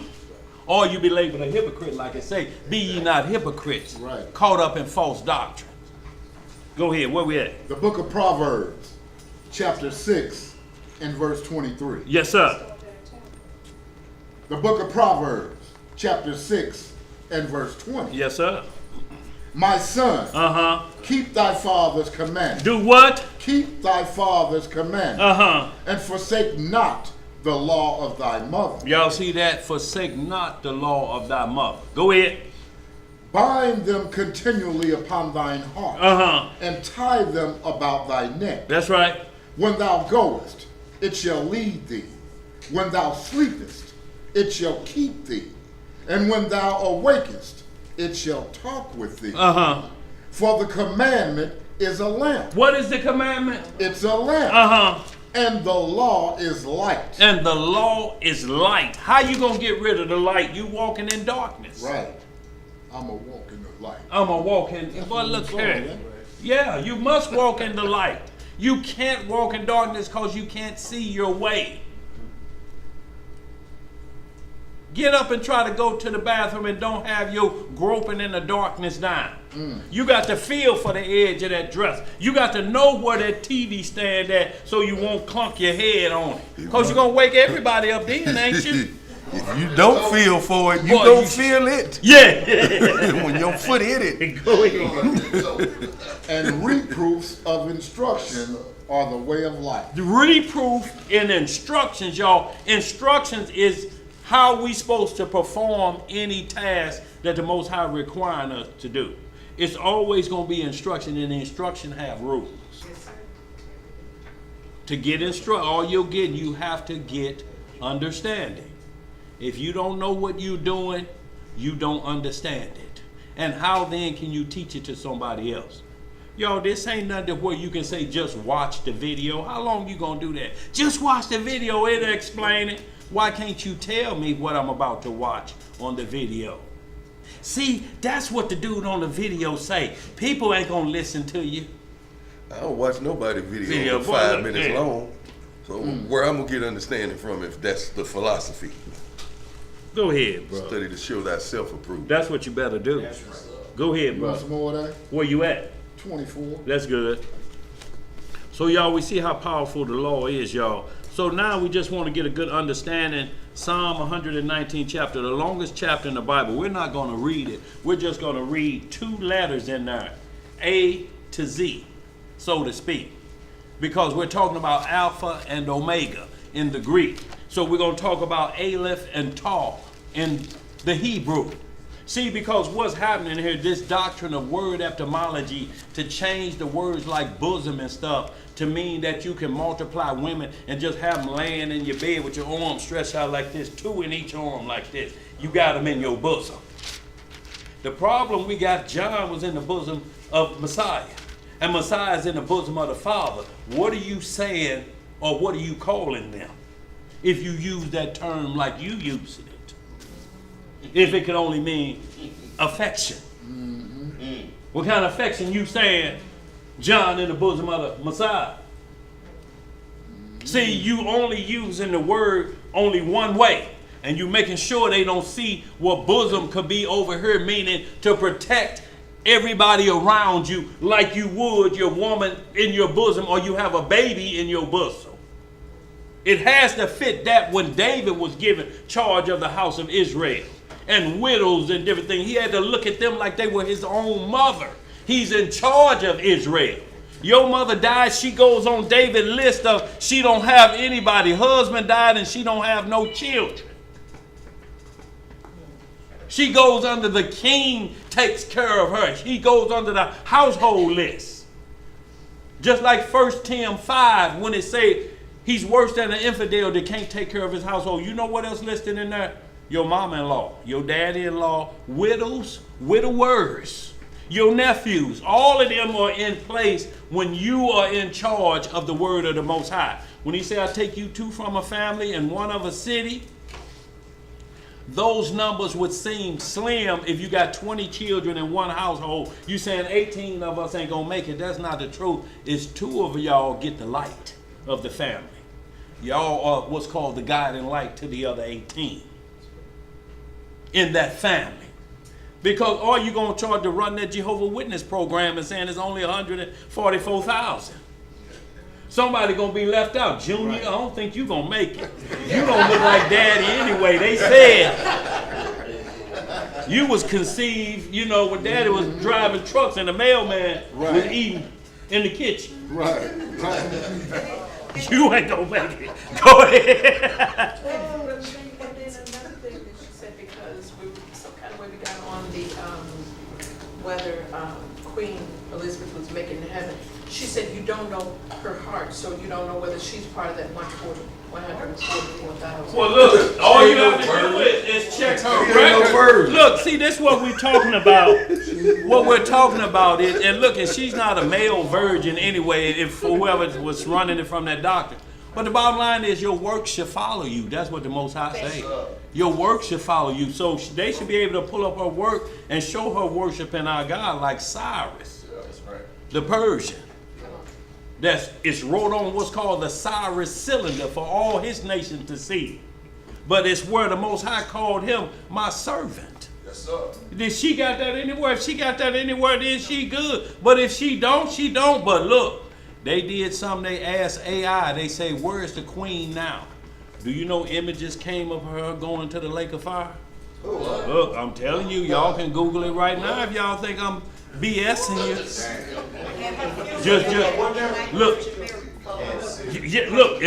Yep. And you can do what right here? Google where it says AI. They asked AI where the queen went after she died. Look, I ain't gonna say no more. Y'all just look and see what y'all got. Y'all got them smartphones. Where we at? Psalm 119, y'all. We're talking about the Hebrew alphabet. And the alphabet in Psalm 119 is the longest chapter in the Bible. Each letter of the alphabet has 8 verses. Yes. We're going to go to just the first letter of the alphabet and the last letter. Because, see, different from the English alphabet that teach you a C mean ka, like car, like car. You know, these letters of how you operate in the law. So Aleph operates this way according to the law. So you make your sounds off of what the law is dictating. The letter or the word don't rule the law. The law teaches you what each letter and how you make a word. The law still reigns supreme. But these people out here now are putting word etymology in front of the law, and they're making their word dictate the law. Then there can be no judgment, y'all. Because I can make it say what I want it to say in my version of it. Shalom, y'all. Hey, y'all, shalom, y'all. What's going on? What's up, Lucky La? What's up, Uncle Malak? How you doing? Come on in, yeah. All right. Hey, yo, Lala back there. Come What's back up, here y'all? with you. Yeah. Go ahead. Where we at? We're going to start Psalm 119. We're just going to get the first 8. 1 through 8. And then we're going to jump down to the last word of the alphabet. Look, and remember, nobody ever asked the Messiah how he know his words. They asked him, how does he know his letters? And when we're talking about how he know his letters, because he asked all of the chief scribes, when they asked him, what does Aleph mean? He said, well, look, you run Beth to me, and I'll run Aleph to you. And do you know they were stuck at that point? They didn't even know what Beth was. Then he run Aleph, Beth, and the whole alphabet to them, and they had that. They like, where did he learn his letters from? What university did he go to? How does he know his letters? Not words, but his letters that make words. What you got, bro? Aleph means the oneness of God. The what of God? The oneness of God. And it starts off at the beginning. Let's get it. Psalm 119, y'all. We're going to get these 2 letters so y'all we keep continual to show how powerful the law is, because this word etymology is running rampant on us, y'all. The book of Psalms, chapter 119 and verse 1. Aleph. Blessed are the undefiled in the way, who walk in the law of the Most High. What do they walk in? The law of the Most High. Aleph. So if we want to get our Hebrew letters down, this is the first thing to learning the first letter of the alphabet. You have to walk in the law, or you can't learn the alphabet. Go ahead. What else to say? Verse 2. Yeah. Blessed are they that keep his testimony, and that seek him with the whole heart. There's still a part of Aleph. You have to seek him with the whole heart. You can't have doubt in it. What's that right there, bro? Huh? Oh, okay. You got you. Okay, that boy done wrote them all out. Come on. Thomas, where you learn your letters? Okay. Yeah, go ahead. Go ahead. Verse 3. Yeah.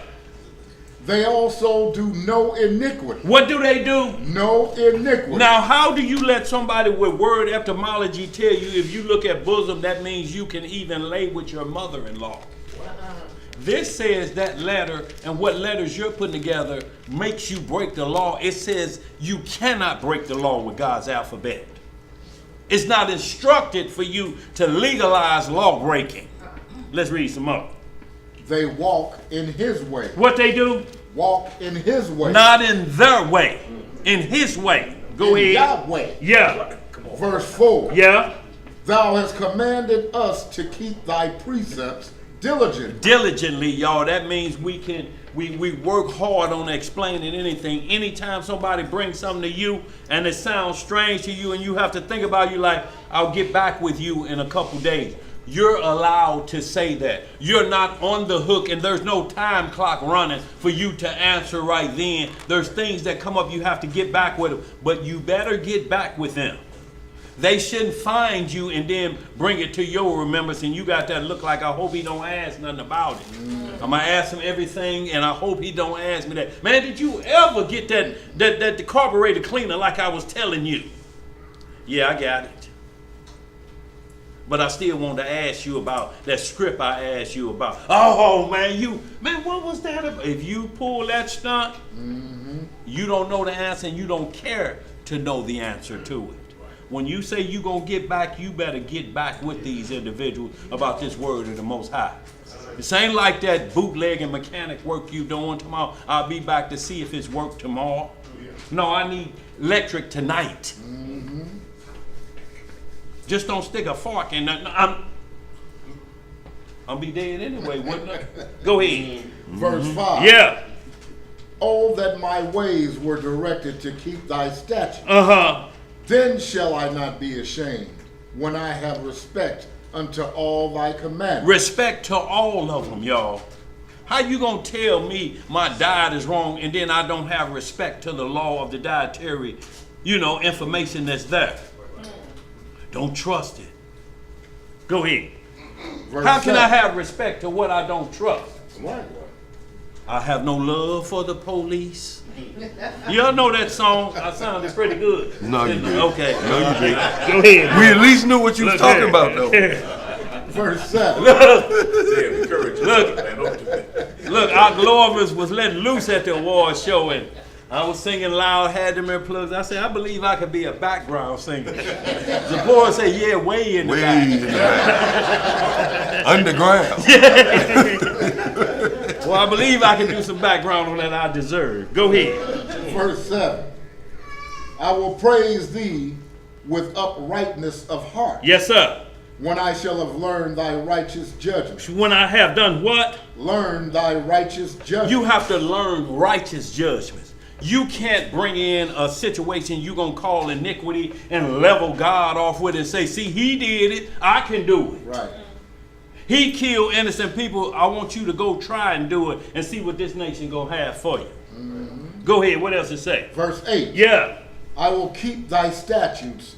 Oh, forsake me not utterly. That's the first letter, y'all. If you want to learn what Aleph is, and then you put it with another letter to make a word, but that first letter must meet all them requirements for whatever letter you're trying to form together. If you tell me this letter means I can break God's law, then you got the wrong language. Mm-hmm. You say it's Hebrew, but it's doo-doo. See? Let's get the last letter of the alphabet. Y'all read all of the letters in between, and most of y'all Bibles, it should have them after every 8th verse. It should be a next letter. We're going to get to the Alpha and Omega, so to speak, of the Hebrew. Aleph and Tah. Psalm 119, 169. 169.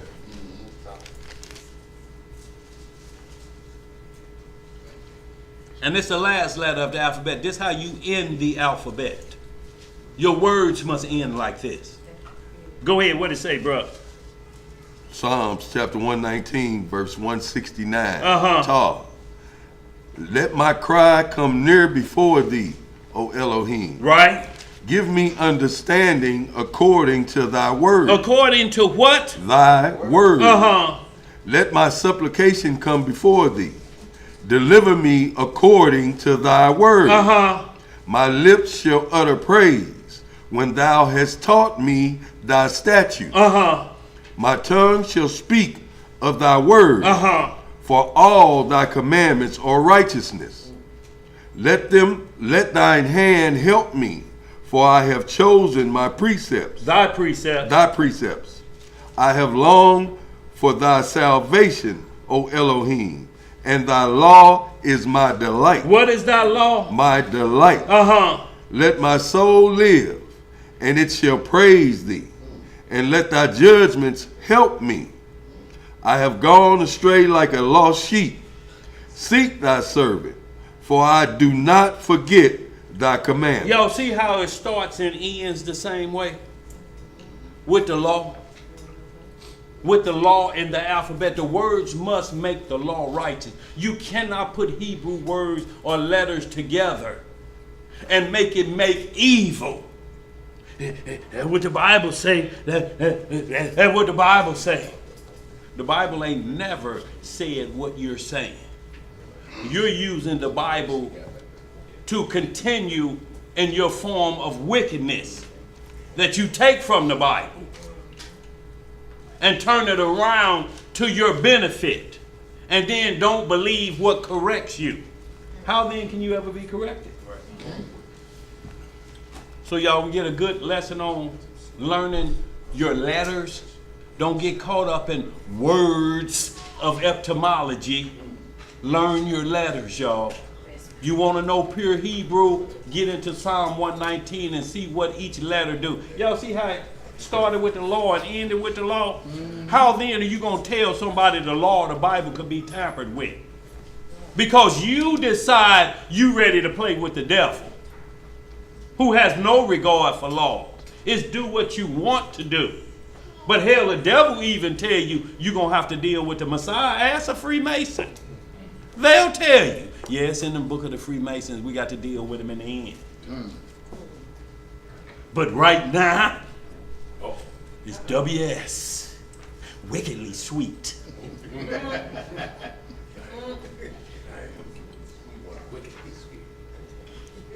Let's get into what these naysayers are doing, talking about the script. Y'all, and this is what they use. So what we do, the best offense is a good defense. You got to have both. You got to have a pH balance in this. You got to have perfected holiness. And that means a good balance on both sides of this discussion. You got to be able to answer it from both sides, so to speak. Both sides of the coin. Heads come up, you can answer. Tails come up, you still got the answer. We're going to get right into this Apocrypha because they like to go to this. Everybody, if you will, just read the prelude.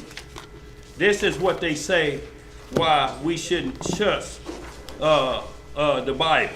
Y'all, is that prelude in here? Y'all know what I'm looking for. Where that prelude at? Chapter 1.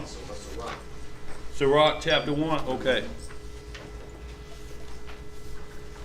Sirach, yeah, chapter 1. Right into chapter 1. So y'all, this is what they'll do to make you doubt the Bible. And it's talking about what's in the foreknowledge of what's up there. It don't matter what's written up there. What's written up there better keep the law. I don't care who's writing up there. They better keep the law. Because Most High don't show no respect to person. Then he punished Moses and Aaron. Then he punished Miriam. What did he do to them kings of Israel? So he has no respect of person. He don't care about that. So whoever writing this better be according to law, this prelude. But we're going to see clearly it cannot mean what individuals are trying to say. That the only language on earth is Hebrew, and it's the only one on earth that has power.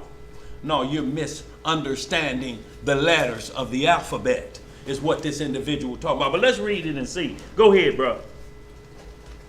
Get down to the part that we're just speaking of. Y'all just read the first part of it and then skip over to for the same things other than Hebrew. Read that first paragraph and then jump over where it say and the prophets. Mm-hmm. Y'all see what I'm talking about? Just read the prelude. And you're just going to read down where it say prophets. It says, now his grandfather. Right. Don't go into that. We're going to skip over on the other side to where it's translated. Y'all read all of it for time's sake. Go ahead. This Yahushua was the son of Sirach. And grandchild of Yahushua, of the same name with him. This man therefore lived in the latter time, after the people had been led away captive, and called home again, and almost after all the prophets. Now his grandfather Yahushua and he himself witnesses, was a man of great diligence and wisdom among the Hebrews, who did not only gather the grave and short sentence of wise men that had been before him, but himself also uttered some of his own, full of much understanding and wisdom. Right. When as therefore the first Yahushua died, leaving this book almost perfected.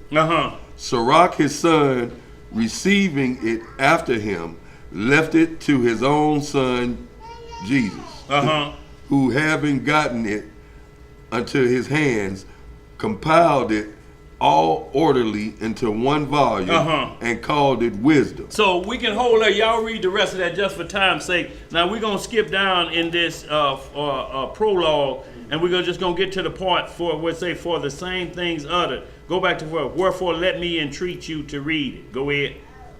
You see that? Wherefore let me entreat you to read it. Wherefore, let me entreat you to read it with favor and attention, and to pardon us, Right? wherein we may seem to come short of some words, which we have labored to interpret. So they're telling you, even we're trying to convert the Hebrew, we're coming into issues with it. Go ahead, what else to say? For the same things uttered in Hebrew and translated into other tongues have not the same force with them.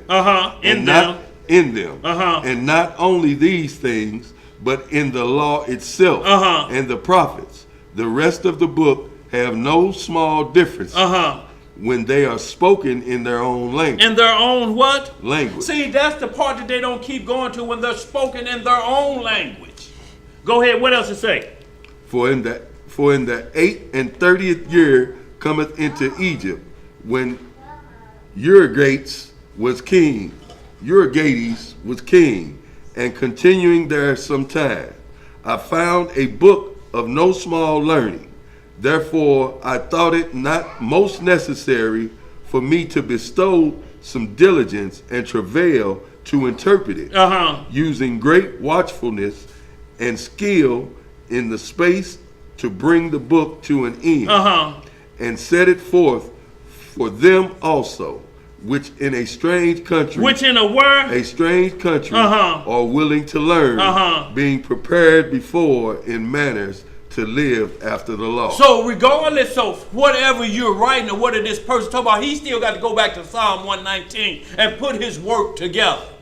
The problem with, like it's saying, every man, what it's saying is, there's no other alphabet on earth that puts words together than the Hebrew alphabet, because the words are formed from the law.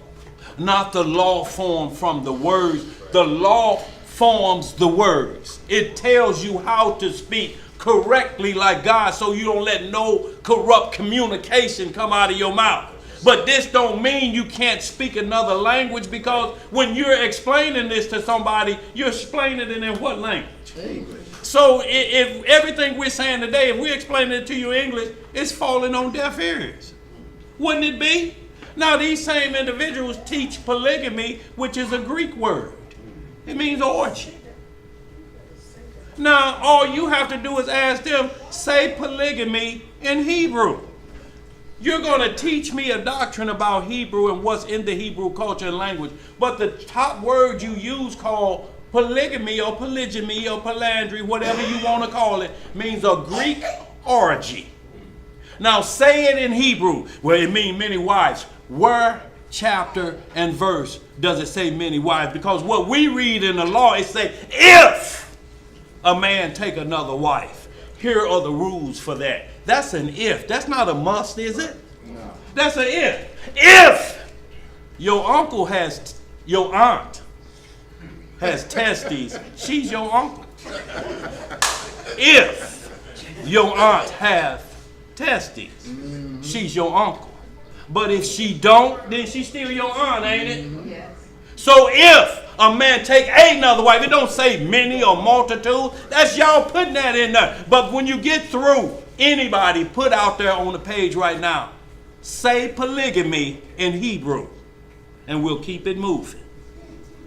If not, how then you going to teach me everything else must be in English when the top of your doctrine is in Greek? It starts off as an orgy. You can't correct it with Hebrew when you're starting off in an orgy. That's why it's like hustle and flow. That's what they say in there, but we get that corrected. What you got over there, Shamar? You know Reggie White, the great defensive back. He was Hebrew, he went over to Israel and learned that pure language, what y'all talking about. Look. And then he came back trying to teach his congregation, and then Pop go to Weezer. Yeah, they killed him. But look, he didn't learn no pure language, because Zephaniah tells us the Most High gonna give us a pure language. That's right. So pure means without fault, without defect. So what do you promote now that must still have faults in it? Nothing after you the can't, if Tower a pure of Babel language can be is pure. coming, if a pure language is coming, how you saying you got it? The Tower of Babel, it destroyed all pureness. So where you gonna get pure language from after he destroyed it. Every language is watered down, even Hebrew. Even Hebrew. No, that didn't get him killed. It wasn't the language. It was what he was saying. He was saying we was Israel. We were saying we was Israel. And they didn't want him saying that. Right. That's what Reggie White was doing. He got followers. But you know, they let him in the crypt and let him read some scrolls. They taught him how to read Hebrew. Well, see, they wanted him to read under the Talmudic incident, like they got the boy that controls some work for the Nets, Stoudemire. He's as an Orthodox Edomite Jew doctrine. That's what he's chasing.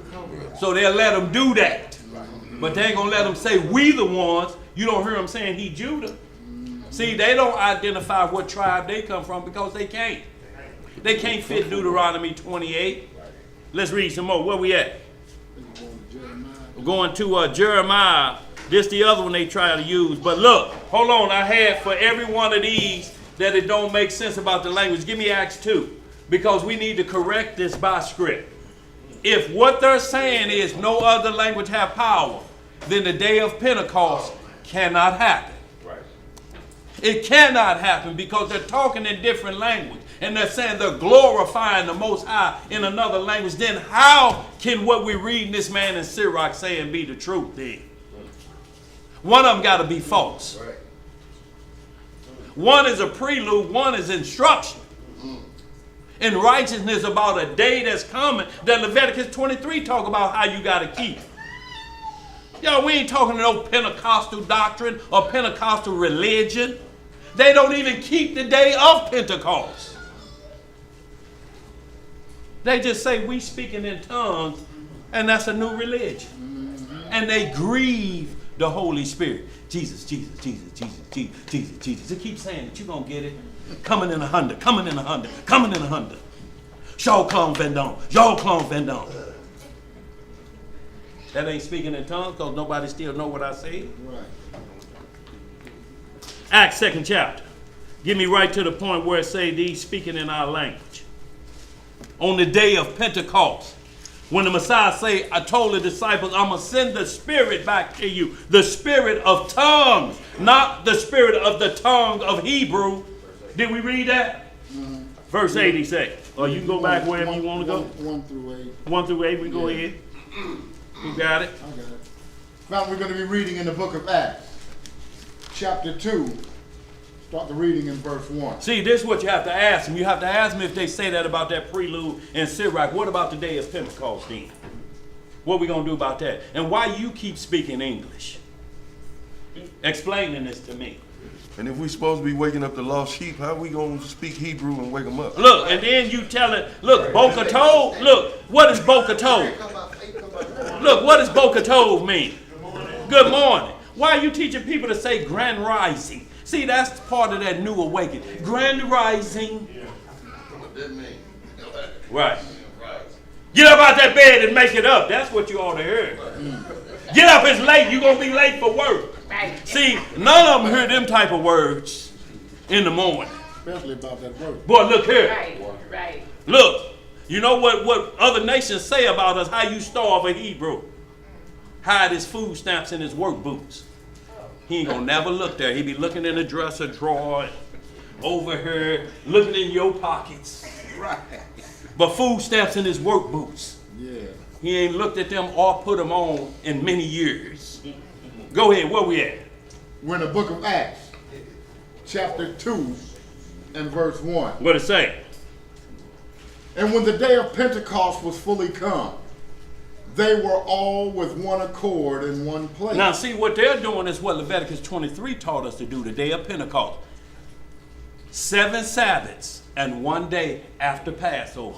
Whenever Passover is, you count 7 complete Sabbaths and 1 day. This is what's taking place right now. What the guy in Sirach talking about, if you look at it from the way they teach it, then he was excluding the day of Pentecost. Let's read some more. Or Paul lying. Right. Go ahead. Verse 2. Yeah. And suddenly there came a sound from heaven, as of a rushing mighty wind, and it filled all the house where they were sitting. Uh-huh. And there appeared unto them cloven tongues, like as of fire, and it sat upon each of them. Now, all throughout the script, we always see cloven tongues come with fire because you're being baptized with the Holy Spirit. So it always come. That didn't come on you when you were water baptized. When the Messiah was water baptized and came up, doves came on him because he was coming to preach the peace of the gospel. But when he come back the second time, y'all, he bringing fire with him.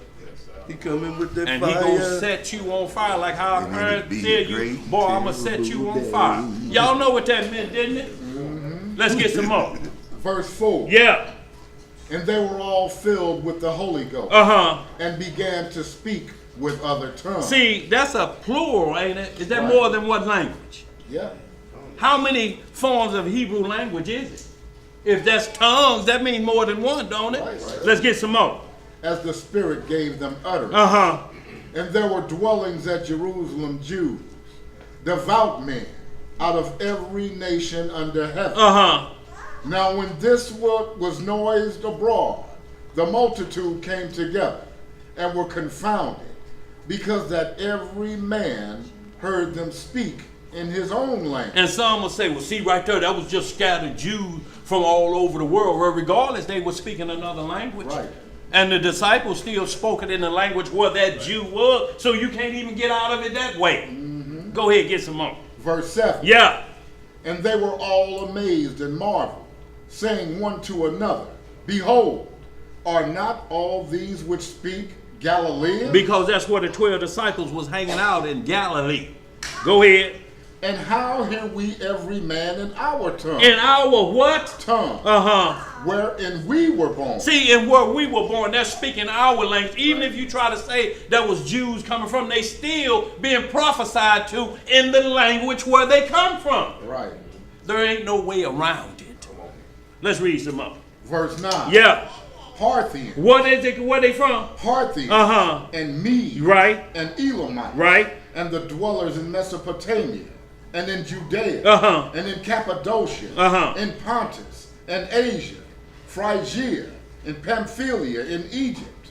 And in all parts of Libya about Cyrene. And strangers of Rome. And who? Strangers of Rome. Jews and proselytes. Right. Cretes and Arabians. We do hear them speak in our tongues the wonderful works of Yah. And they were all amazed and were in doubt, saying one to another, What meaneth this? You mean to tell me in all of these languages, the Cyprus language that's saying the wonderful works of God, in the Cyrene language in Libya and Pamphylia, they're saying the wonderful works of God in that language and not Hebrew? Right.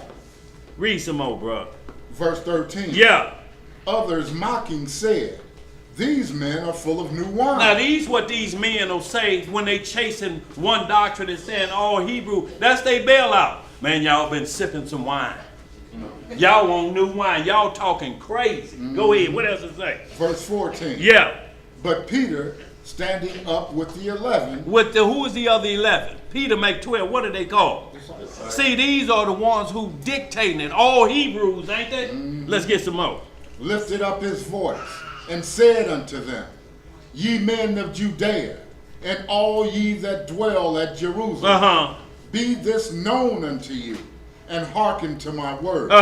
For these are not drunken, as ye suppose, seeing it is but the 3rd hour of the day. Usually Babylon starts about 12 noon if you're drinking early. They say it's 9 a.m. Even if the liquor store open at 6, it's going to take longer than 9 for you to be babbling a bunch of nothing to where you incoherent. There needs to be a pee stain up there. And pants unzipped and you don't know it. For you to be full of wine at that hour and talking crazy. Right. Usually you're past the limit. Yeah. And it's going to show. Maybe a hickey on your head where you done failed. Staggering. Yeah. Get some more. Verse 16. Yeah. But this is that which was spoken by the prophet Joel. And it shall come to pass in the last days, saith Yahweh. I will pour out of my spirit upon all flesh, and your sons and your daughters shall prophesy. In Hebrew only? No. Okay, go ahead. And your young men shall see visions. In Hebrew only? No. Okay. And your old men shall dream dreams. And on my servants. And on my who? And on my servants. And on my handmaidens I will pour out in those days of my spirit. And they shall prophesy. And they shall prophesy. And then it tells you to go on and on, y'all. If what they're reading in that Sirach prologue, and they're telling you that that's the only language, then the day of Pentecost can't happen. We need to discuss this. Tell us how we then do it and don't nobody speak all pure Hebrew. You ain't even speaking it. That's called Yiddish. Right. Or Shiddish. It's not pure. If there were no vowels and consonants in it, like Hebrew don't have vowels and consonants, you couldn't pronounce nothing. Right. What you got, bro? 1 Corinthians chapter 1 and verse 14. What it say? Chapter 14 and verse 21. It says, in the law it is written, with men of other tongues and other lips will I speak unto this people. And yet for all that will they not hear me. Look, he said in other tongues, I'm going to speak to you. And that's, it says it's in the law. See that? Look. So when they say you can only speak Hebrew in the law, we just read that that's a lie. According to the scriptures, according to the writings. Y'all don't go for the okie doke, y'all. It's this last day drama, this last day doctrines of demons and devils, y'all. And it's going to be people close to y'all, but there's going to be 2/3 that fall away. Make sure you ain't in the group. So let me get this straight. So you're supposed to go to somebody who don't know about the Most High. Right. Tell them to go learn Hebrew so you can tell them about the Most Right. High. In broken English. You're telling them in broken English. After you get the language down, I'm going to come back and holler Look, at you. and look, that way we can speak it in look, pure language and you can fully understand. Look here, and then you speaking it in Ebonics too. Feel me, dog? You know what I'm saying? Because the G-O-D, dog, is the... What if they don't live long enough to learn the language? I missed that opportunity to tell them. Boy, look here. Oh, come on, man. Y'all see where we at, y'all? If y'all pH balance, your perfected holiness ain't balanced like it should to be, they got us more on trying to change the pH balance of the flesh, and they can't change that unless they get some blood work. And that don't change from 0 to 14. When you go 7 that way, either you're going to be in the best shape you can for disease, or you go this way, you're going to need some Pepsid AC. But not past 0 and not past 14. We can't go past. It's like adding a letter to the alphabet. Pepsid AC ain't Hebrew. Go ahead, Pepsi AC ain't Hebrew. Right. Look, you be like, I don't want no more of this Pepsi AC. I want to do what caused it. Plenty Pepsis. That's what caused it in the first place. A 6-pack of Pepsi. Now you need Pepsi AC. Pepsi AC. Wonder why you feeling bloated. Right. Pepsi acid conducer. Right. Pepsi AC. Reduces Pepsi acid. Why don't you just get rid of the Pepsi and then you don't need the AC?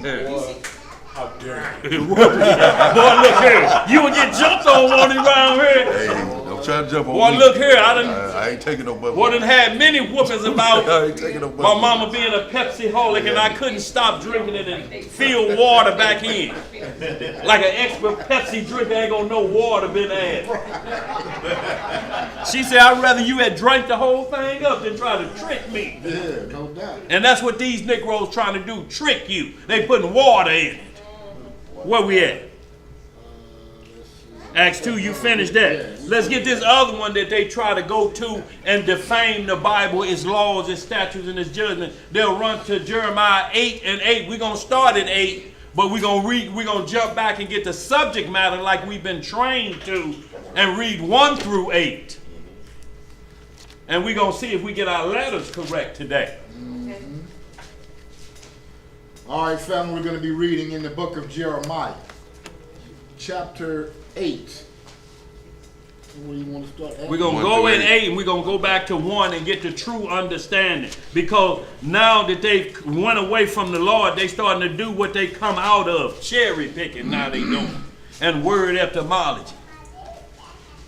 That's what made you come out of the church. And now you right back in. That makes you worse than those followers of Christianity, Hebrew Christianity. Yeah. Way worse than standard Christianity.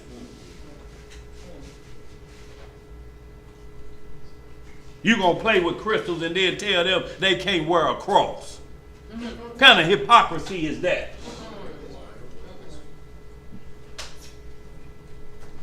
The book of Jeremiah, chapter 8 and verse 8. Uh-huh. Why do ye say? How do you? How do ye say? We are wise, and the law of the Most High is with us. Uh-huh. Lo, certainly in vain made he it. The pen of the scribes is in vain. So they'll take that one verse and tell you that means all the prophets wrote in vain because there's tamperings within the Bible. But we're going to get to understanding of what this means because they're going to leave you there and you got the chin like I understand it, the chin and head. Now, you don't understand nothing because now you're questioning the whole Bible. What part of it is written truthfully then? Right. And do you know all the bad points who just pointed this to me? You know every bad point in here. Because I still see you sneaking and using it. So you sneaking the good parts then, huh? Well, why don't you just create a good part Bible then? Right. Go to verse 1. Verse 1. Uh-huh. At that time, saith the Most High, they shall bring out the bones of the kings of Judah, Uh-huh. and the bones of his princes, and the bones of the priests, and the bones of the prophets, and the bones of the inhabitants of Jerusalem out of their graves. Uh-huh. And they shall spread them before the sun, and the moon, and all the host of heaven, whom they have loved. Whom they have what? Whom they Y'all have see loved. how this starting off is talking about moon and sun worshipers. Yeah. So when you get to verse 8, but we're going to let it get to verse 8 and explain it. Go ahead. And whom they have served. Uh-huh. Whom they have what? They have served. Uh-huh. And after whom they have walked, and whom they have sought, and whom they have worshipped.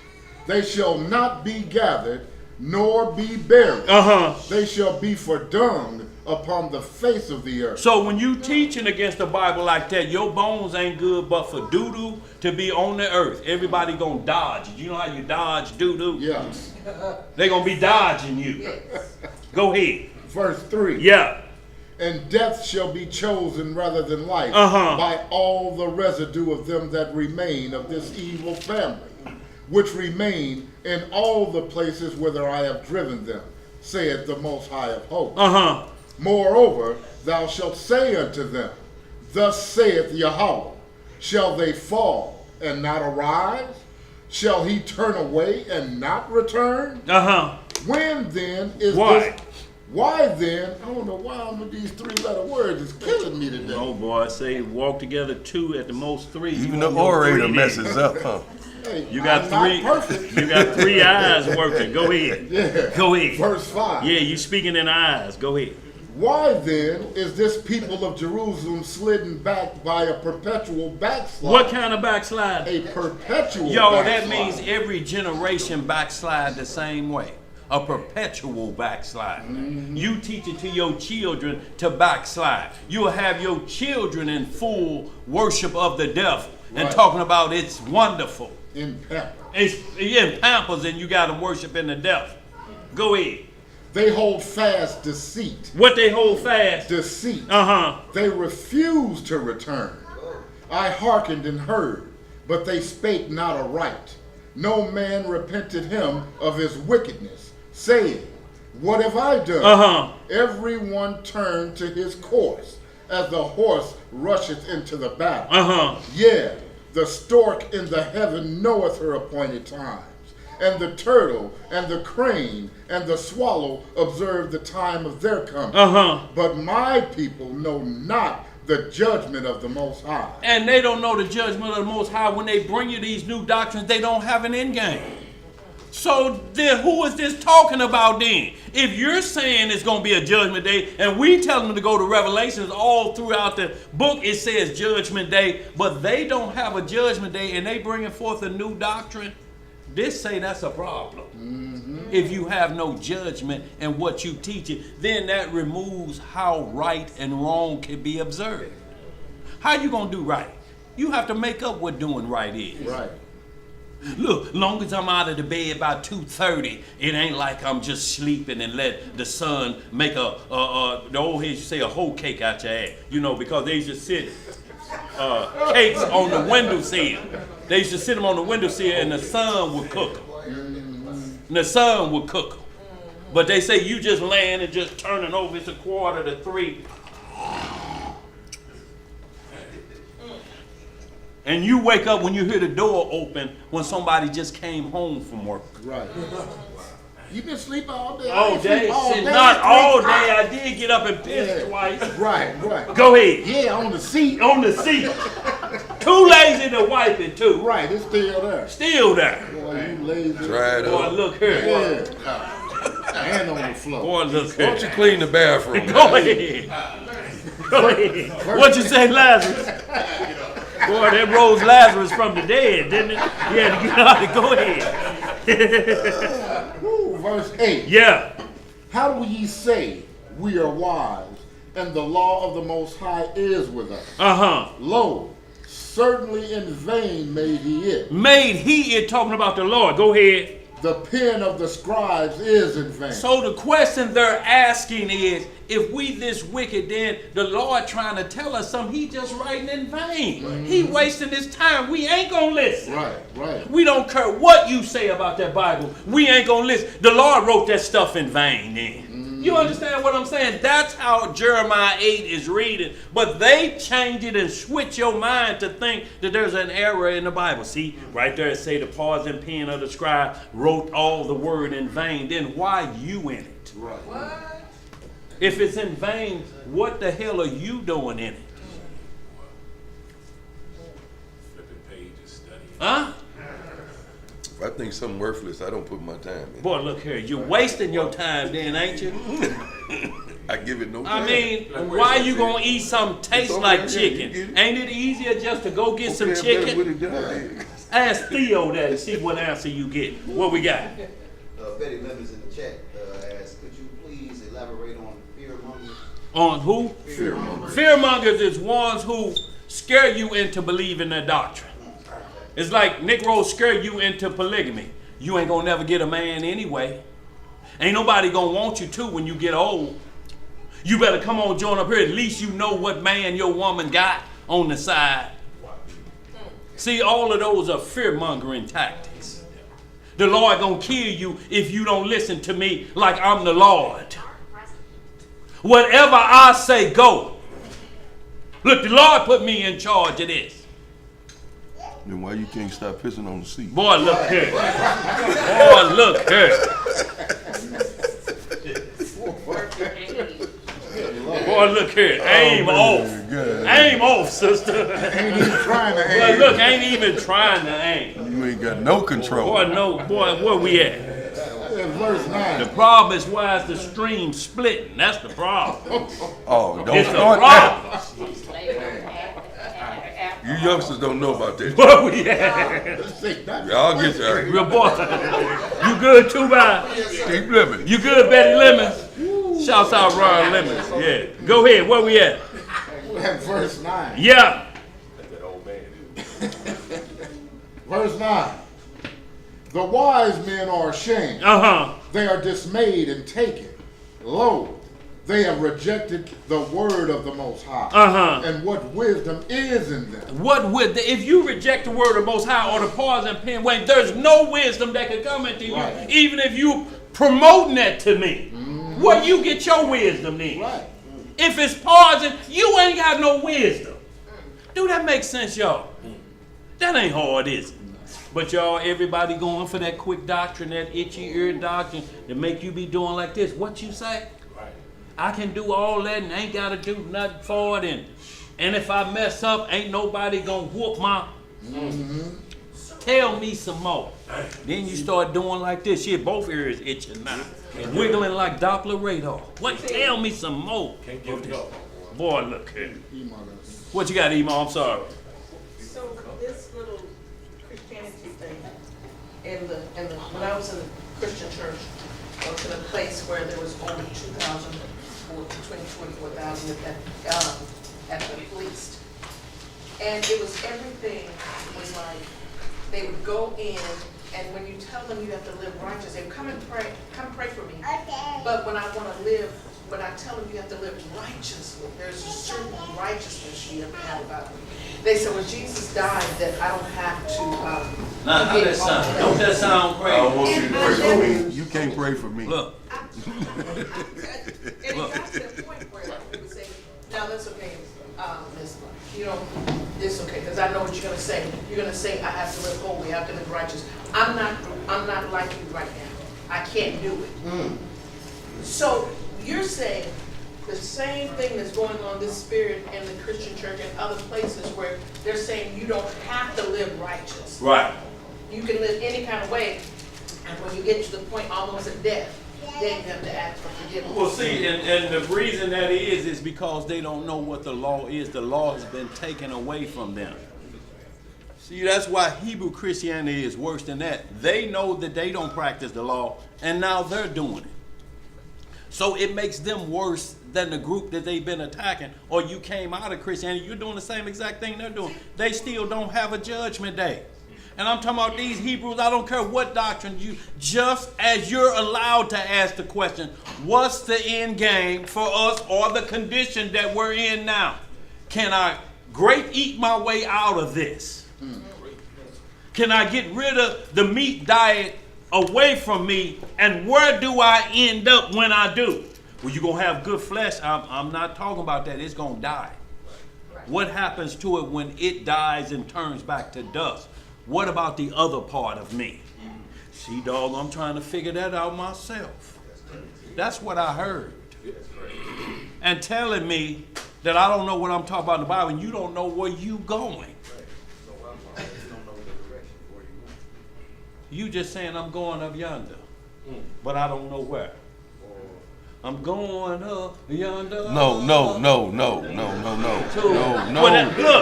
But that's how it sounds to the ears. Not to your when you don't know where you going.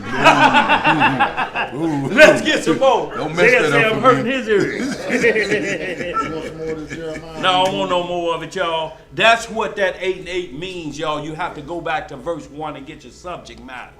And to back that up, y'all, because we have two witnesses that paint the same picture, give me some Hosea 8 and 12. And see, don't these paint the same picture so we have our precepts together? Precepts don't mean you just call it, this word is over here. It's maybe in a whole different understanding of the law. What do you say we doing? 8 and 12. Who? 8 and 12? Yeah. Huh? Hosea 8 and 12. Oh. So I ain't hear none of that. So these people that's praying to the ancestors, what did the ancestors do on earth in earth to give them power in the afterlife? And if they have power in this world, why did they leave? And what I'm trying to find out, look, and what I'm trying to find out is, what is the prayer about? When you're praying to them, is it about health, well-being? It's about what y'all doing up there? Ancestors, what do y'all do where y'all at? Right. Don't say those up there, they just say the ancestors. Right.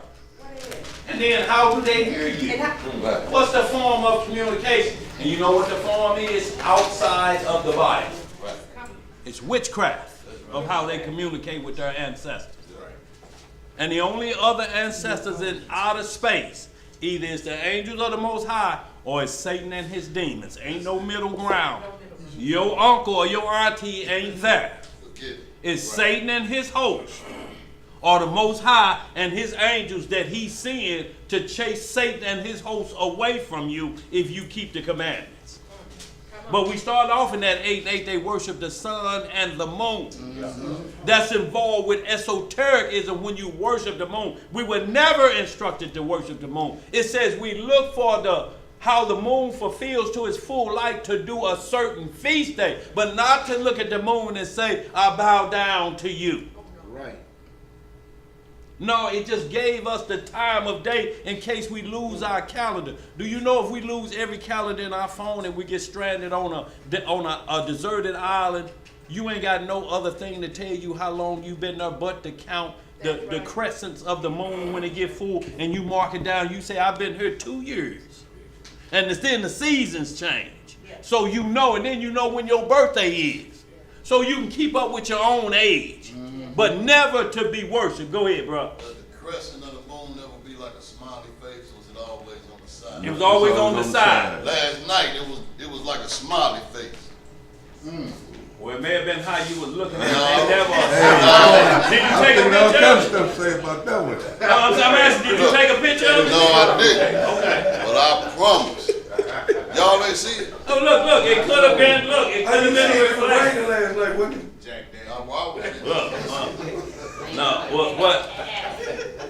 Look, I'm asking you, if you, we're not saying you're telling not the truth. What we're saying is when you see abnormality like that, you have to take a photo of it. I thought it was normal, like y'all seen that. No, but see, it don't go from the thumbnail like this and like this. I saw Look, it was a tiny sliver, smiley face. Look, if you You hold wasn't your laying on your side, was look. Bro, I was standing up.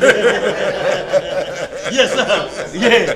Well, you laying down watching TV, yeah. But look, this how you tell where you at in the count. If you hold up your left Make sure you get it right thumb, now. and the curve like this is to the left, then that tells you what side of the 15th day of the month you're on. Because every time from this point it grows and it grows. It was full, it gets smaller to the dark moon, which is the new moon. If you got this one up, this one is the beginning, because when it starts forming, it grows to the full moon. And when you do it like this, whichever one you do like this, that tells you where inside of the month you're on. Either you on this side of the 15th day or you on that side of the 15th day of the month. But it's based on how you do this. If you do this, that may have been somebody pulling a sky show on you, bro. He saw it. Who? He said, yeah, they said they saw it. Well, if y'all seeing it like that, don't know what caused the reflection to have it like that, but you can't count it like that. Take a picture of it if you see it again. Yes, sir. That's what we're talking about. Take a picture of it if you see it again. Because something has altered the moon's course. If you have an eclipse, it ain't never starting at the bottom. You may have been caught up in how it's rising and setting, but it's going to always be these directions. Not last night it wasn't. I understand what you're saying, but we have to see that and look at it, then there's a cause for that. If it was like that, there's a cause for that. Now, if it was like that last night, it should be like that It should today. be like that again tonight. And fill up from the bottom. It should be like that tonight, so if it's like that tonight, just take a photo of it. And what that may mean, we may be in the book of Enoch, the 80th chapter, when the moon starts to lose its course. But if it switches, it's saying it's going to lose its course because of sinning. Its ways will get altered. Because next, what we going to do about the sun? See, we have to be careful that we don't get crazy with it, y'all. Follow the instructions and look for it the next night to confirm, and then you shout out to the people. You know, take a photo of it. You know, that way it's not like a Bigfoot sight. You saw it, but didn't nobody else see it. There's two other people on here that say they saw it, but I see the moon out in the daytime a whole lot. Well, what you're still seeing I is, haven't look, seen that. you're still always seeing, seen look, that. listen to this. I've seen that all my life. Understand what I'm saying. You still gonna have a 12-hour difference between the sun and the moon. If you see them both up at the same time, what you're in is you're in a season where, look, because it rises east and west. Right. What do we do about the north and south? So when we get in the summer month, the south is lit up more and the days are almost 23 hours. If you go to Alaska, they have 23 hours of daylight in the summer. Notice you will never hear them say 24 hours of daylight or 24 hours of darkness. Nowhere on the planet. It's just that when the season change, some places are hotter, the sun lasts longer. But night is still going to be night what it will. No day, nothing will get you 24 hours of daylight or 24 hours of night. It don't exist. If you see them up at the same time, it's usually the season that you're in. But they're still 12 hours apart. They're 12 hours apart. That distance, no matter how you look at it. But see, last night it was red too, with a tiny smiling face. So that could have been, if it's red like that in other land, it could be a full moon. Look, they was talking about the world. What's the day? Is the day the 24th? What's the day? Something supposed to happen today, though. Yeah, they say the world's supposed to come to an end today. They said you gonna remember the day. Yeah. That's what they've been saying. Look here, y'all. I'd rather be nowhere but Y'all can Google it right now, y'all. The world's supposed to end today. Something gonna go down. Oh, praise. We still World, getting it. but look, y'all, we're gonna move on, y'all, because we don't want to get stuck in the mud here.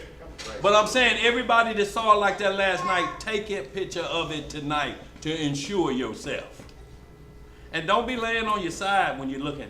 Yeah. I'm just messing with y'all. But look, you know what? Look, people say people go to the moon all the time. Look, you have somebody next say they're gonna go to the sun, but they're gonna go at night.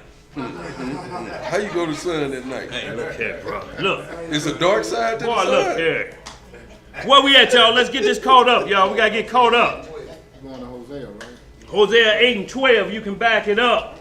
Once again, start at 8 and 1, and then we're going to jump down to 12 so you can get your subject matter and see the same thing of when the Most High keep giving you his commandments and you keep breaking his law. It's like, why am I writing these instructions? Y'all ever heard somebody tell you this? Why do I keep pounding myself with telling you this and you ain't going to listen to it anyway? I don't know why you That's doing it all either. these scriptures mean. That don't mean God made a mistake. You just didn't start at verse 1 like you were supposed to because you're a huckster and you're a hireling.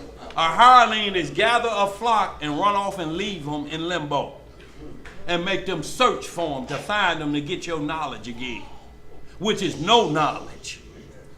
Because if it was knowledge, he would have never run off and left you. Right. Let's get some more.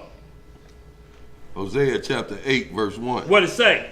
Set the trumpet to thy mouth. Didn't we just start off like that in the other script in the Jeremiah 8:1? Blow the trumpet, cry aloud. Go ahead, what else it say? He shall come as an eagle against the house of the Most High. Because they have transgressed my covenant. What have we transgressed? Transgressed my covenant. And trespassed against my law. So see, when we start off, we understand when we get down to 12 what it's talking about now. Because you have to start off with the problem. No problem is determined or solved in the middle of the situation. It's impossible. And ain't nowhere on first 48, nothing you do, don't nobody say, start at the beginning, don't they? Go ahead, let's jump on down to, y'all read all the way in between, but start at verse 12. Hosea chapter 8, verse 12. Y'all read in between. I have written to him the great things of my law. The what kind of things of my law? The great things of my law. But they were counted as a strange thing. That's when you hear people say, that's in the Bible? We can't eat pork. Right. Or if you say, I don't eat no pork and no shrimp, you know the next thing they say, what, you Muslim? The law is a strange thing. You're telling them things about the Bible, and this is why every other doctrine pound Christianity out, because you'll get somebody practicing the Muslim faith, and they get Christianity, which don't teach the law of the Bible, so they out teaching them in the book that they carry to church every week, because it's just an ensemble. It goes with my outfit. It makes me look like I'm sanctified, because I got it. But it's an accessory. You don't know what's inside, then they can tell you, you like, Lord have mercy, that in there. Now, pastor ain't said nothing about that. What kind of Bible is that? Right. King James, okay. Now, is it the King James that the pastor recommends? Because pastor ain't never said nothing about that being in there. I don't know what kind of Bible that is. You know, and then I don't get into it like that. Because, see, some people can be religious, and then some people could be holy, and then that, what does all that mean? Because you don't know what's in here. They don't want it. It's a strange thing to you. You like, I can't believe that's in the Bible. They don't want to hear it. It's strange. What you got to say? Like people, when they don't want to hear the truth, it's like you speaking Hebrew and they only understand a foreign language. Yeah, absolutely. That's what Paul said. I'd rather speak 5 words than you can understand than 10,000 that you can't. It's waste of time. Yes, it is. Read some more of that, Zeb. Start at 12 over. I have written to him the great things of my law, but they were counted as a strange thing. They sacrifice flesh for the sacrifices of mine offering, and eat it. But the Most High accepted them not. Now will he remember their iniquity and visit their sins. They shall return to Egypt. And that's where they returning to, y'all. All of that's return come out of Egypt, y'all, because they don't know the law of God. If you knew the law of God, you say, I ain't supposed to do that. I'm not supposed to do that. Well, see, how God gonna tell you what you ain't supposed to do, and he make mistakes? How you gonna tell me what I can? Yo, look here then, at that point. At that point, the chief instructor is misinstructing. So what are you gonna tell me? And he created both of us. So all three of us in trouble. Right. So now it's three that, no, I ain't gonna even say that because I ain't gonna let the devil trick me into blasphemy. Certain things you just don't say. No, I ain't gonna say it. It just ain't gonna be funny. Boy, look here. No, you can't make no fun out of that. Let's get this last one. I was gonna go Jeremiah 2:30, but y'all hit that real quick. Back it up in Jeremiah 2:30. We're gonna bag it up just a bit. Okay, go ahead. 14 Hosea. Yeah. For Israel has forgotten his maker. What has Israel done? Forgotten his maker. And builded temples. And Judah had multiplied fences. Fences? Have multiplied fenced cities. Fence what? Cities. Compound living.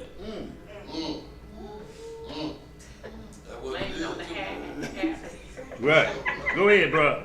But I will send a fire upon his cities. Oh. And it shall devour the places thereof.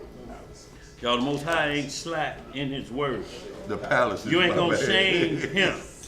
I'm still read Jeremiah 2:30. Y'all read the whole thing, y'all. I had it from 2:30 to the end because the answer is in there. But Jeremiah chapter 2, verse 30. We'll read the first couple verses. Y'all read the rest of that and in between. And once again, the only time we see that the law has come strange is when the people have been overtaken with wickedness. They don't know what the Bible says. Right. They don't have a clue what's in the Bible. They know it's the holy book, but they don't know what to do with it. It just let it collect dust like it's on your grandmama's coffee table. Been sitting there, turned on some. In your dashboard. Oh, and yeah, you know, that's when you want to think somebody driving by you on the highway and you ain't got your seatbelt on and the Bible up there and you looking at your phone and drive, doing that yank drive. And you got the Bible in the window. Driving with your knee. Bible sliding across the dashboard. Who you fooling, y'all? He reading the Bible, he in the spirit, all over in the fast lane and the slow lane. Every time he look up, he hear that noise. He in the spirit, all right. In that strong. Let's get this, y'all. You said verse 30? Yeah. Jeremiah chapter 2, verse 30. Yeah. Y'all read one, but we're going to get right to the point of it. I tell you what, bag it up to 27. No, start 26. Go ahead. We'll read on down. Y'all, just a couple verses. Just read down to 33. Jeremiah chapter 2, verse 26. Yes, sir. As the thief is ashamed when he is found, so is the house of Israel ashamed.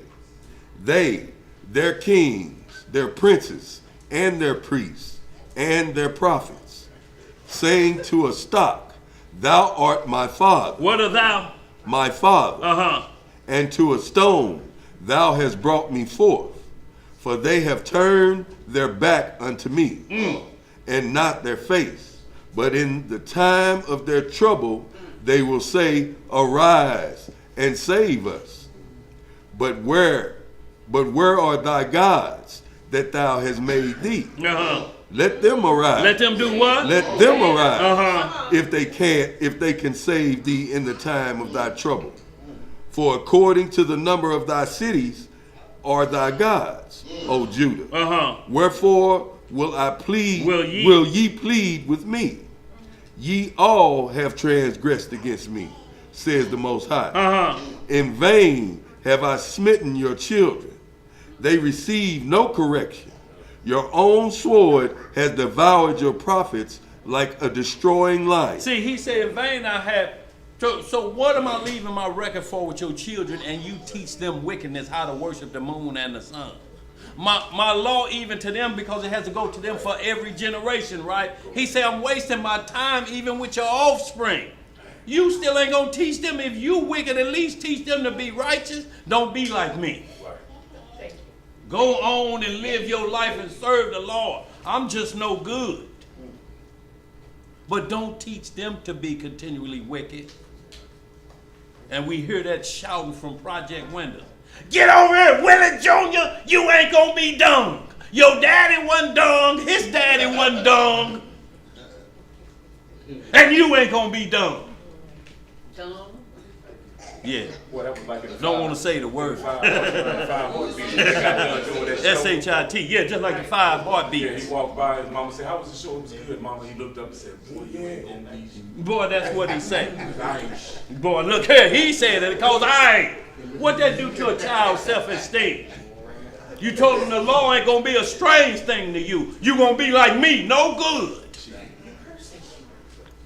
And you cursing your children and don't know it with that kind of talk. And the main thing is because you don't know what these instructions are. Where we at? Verse 31. Yeah. O generation, see ye the word of the Most High. Uh-huh. Have I been a wilderness unto Israel, Uh-huh. a land of darkness? Uh-huh. Wherefore say my people, we are lords. We are gods. Hey, God, what's up? Go ahead. We are lords. We will come no more unto thee. And that's what they say. We ain't coming to you no more, Yahweh. Right. We are our own gods. Right. What's up, God? Lowercase. Go ahead. Yeah. Can a maid forget her ornaments? Or a bride her attire? Look, how a bride gonna come out and got her skirt on, her slip on, and forgot her dress walking down the aisle. Can she forget her garments? Let's read some more. Seems like she's in a rush. Boy, look at her to get married, ain't she? Yeah, talk about he may not stand there the whole time. You better get out there now. Girl, talk about leaving now. Go out in your slip. What we at?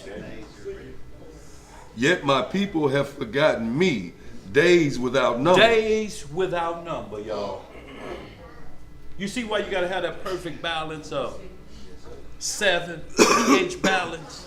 7.365 is perfect harmony with your soul. You got that balance, you with God. You can't forget him. You won't forget him. He'll stay in your psyche. That don't mean you may not fall off, but if you do, you're gonna remember him and come back to yourself. Yeah. Yes, sir. But if you don't know him up here, what you coming back to? See, Let's get some more. But then, Yes, ma'am.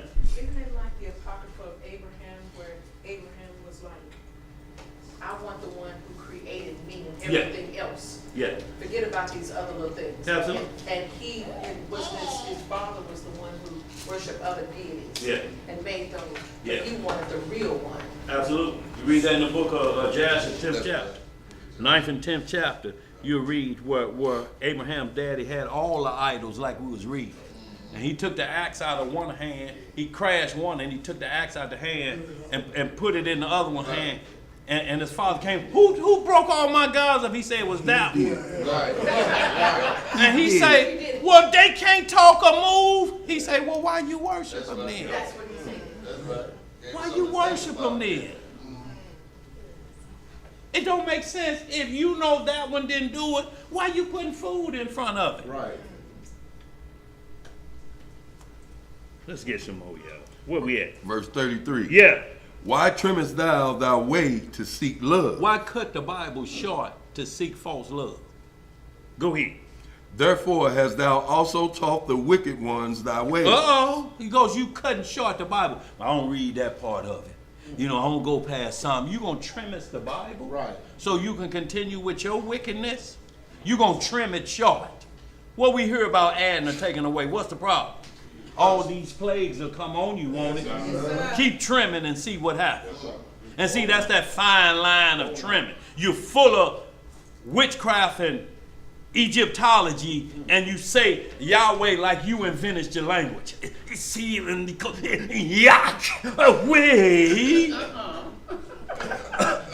and see the Ruach, and you playing with witchcraft over here. Right. And everybody, oh, he's speaking. He ain't doing nothing but cutting it short and trimming.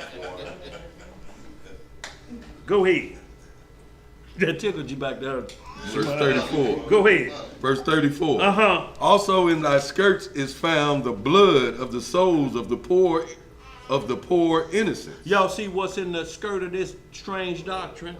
The blood of the soul of the poor innocent. You would do this to an innocent individual. No, they don't know nothing about this walk, and you will lead them down this path to hell. Go ahead. What else to say? I have not found it by secret search, but upon all these. Yet thou sayest, because I am innocent, surely his anger shall turn from me. Behold, I will plead with thee, because thou sayest, I have not sinned.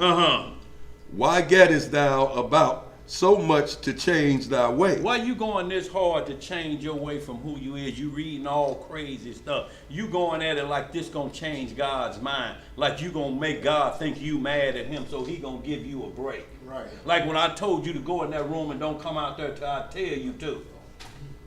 Don't bring me a glass of water. Mama, I brought you a glass of water. What the hell did I tell you?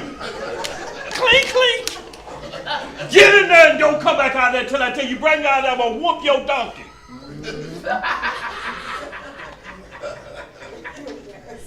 Go ahead, what we at? Thou also shalt be ashamed of Egypt, as thou wast ashamed of Assyria. Yeah. Yeah, thou shalt go forth from him, and thine hands upon thine head.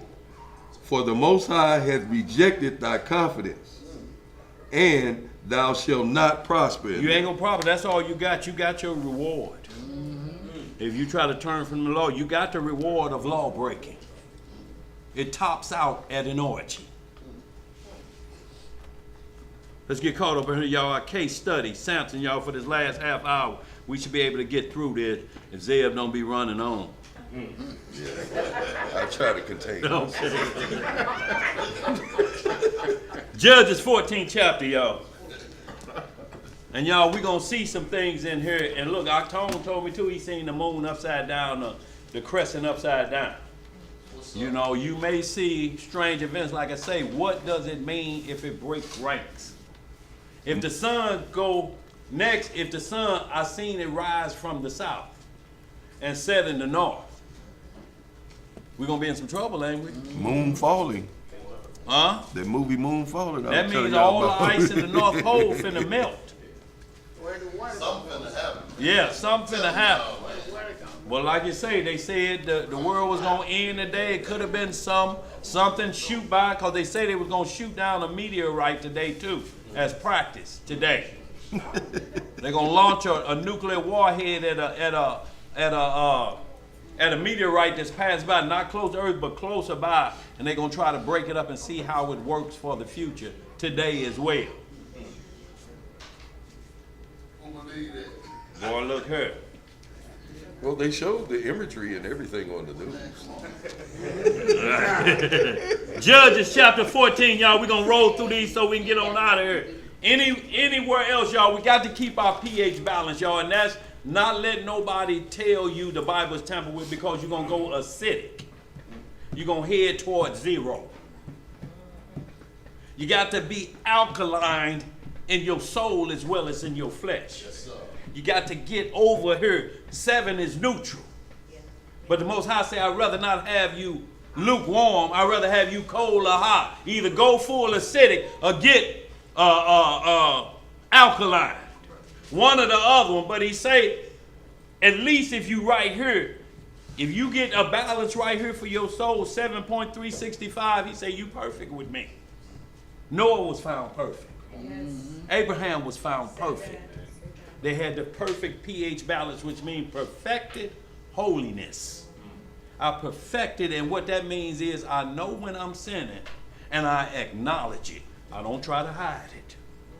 If I try to hide it, my balance gonna go this way. I'm gonna get acidic, and then I'm gonna try to go get me some Pepsid AC of the devil, and fix think I'm going to fix that problem because my balance is like this spiritually. No, you got to get that out of you and get it back like this. Yes, sir. Where we at? What's that hacking like that? They all right? Huh? Yakanai, you all right? Well, you look, certain parts of popcorn you can't eat them little kernels. You got to spit that out. Look, if you ate it last night and been saving it and then picked it out and chew it again, you're going to get caught up, boy. I'm telling you from experience. Hey, Judges chapter 14. Right. You gotta chew corn, man. Slow. Y'all ain't the word joy. It ain't supposed to be painful, y'all. We ain't supposed to be sitting up in here like a gorilla sucking on lemons. Everybody mad at the law. What you mad about the law for? You sitting up like that. They got you in that mode of no happiness. Your smile is always turned upside down. Where we at? Judges 14:1. Y'all, these are some things. Y'all, these are some things, y'all, that we have to understand when the Spirit come on a man. And this is what we're talking about. Samson's pH balance got off, and he was balanced in the womb. Y'all understand what I'm saying? John the Baptist was balanced in the womb. I'm talking about the Spirit on you in your mother's womb. You don't have to wait for it to come on you. When you come out the womb, you're loaded with it. The baby don't know that. Just pick up just a little bit to 13, the last part. 13. Well, I want to just say what she can't eat. Give me we're going to go to 14, but give me 13. And see, when we read 13:1, it say the children of Israel did evil again. If you don't go back to the beginning and find out why Samson has to come, then you can't explain Samson's situation. Always in the subject matter, Israel did evil again. And if you say the Lord created evil, then what did they do wrong here? But what we're looking for you is to show us in the Bible where it said in the morning was the evening, and it was good and evil. Is that in the Bible? I ain't never seen it, so he didn't create evil. Not like how y'all saying it, like I'm going to make the devil. Yeah, I'm going to make him so wicked they ain't going to be able to resist. That didn't happen. It said iniquity was found in Lucifer and made him wicked. And iniquity, pride is self-exaltation. You have a free will to do that. Y'all go on House of Corey? Shalom, y'all. Shalom, Tyler. Shalom, baby girl. Shalom, y'all. Y'all be careful out there. Where we at? Judges 13, pick it up, verse 3. Is it 14 or 13 or 14. I'm going to 13. I just want to set up 14. Give me 13, 1 through 4, 1 through 5, and then we're going to jump over to verse chapter 14 when Samson is an adult, and we see because there's certain words in here that you have to understand about the law and where it stands. Go ahead. The book of Judges, chapter 13 and verse 1. What it say? And the children of Israel did evil again in the sight of the Most High. Don't look like we can stop ourselves from doing that, do we? No. Go ahead. And Yahweh delivered them into the hands of the Philistines 40 years. And there was a certain man of Zorah, of the family of the Danites. Of the who? Of the Danites. Whose name was Manoah. And his wife was barren and bare not. Y'all see how, and then like say, if you put this in the hands of a man that you got to have seed, his wife is barren, he can't have no children. Right. If he ain't equipped enough to take on a second wife, what he gonna do? He still got to follow the law. He just can't go and have a child. That woman still got to be accounted for. What else it say? Verse 3. Yeah. And the angel of the Most High appeared unto the woman. Yeah. And said unto her, Behold now, thou art barren, and bearest not. But thou shalt not conceive. But thou shalt conceive and bear a son. So we see here again that the Most High is consistent with barren women. Elizabeth. all of the women constantly over, bearing women, Rachel, that he come to you, say, don't worry about it, just have faith. You're going to have a baby. Don't worry, just hang on. You're going to have a baby. So every time something major gonna happen, where he gonna save us, a woman gonna get pregnant, right? No. Well, look. Think about Look, unless she's going to produce the deliverer, then that means everybody that's on the pregnant ward right now finna produce the deliverer.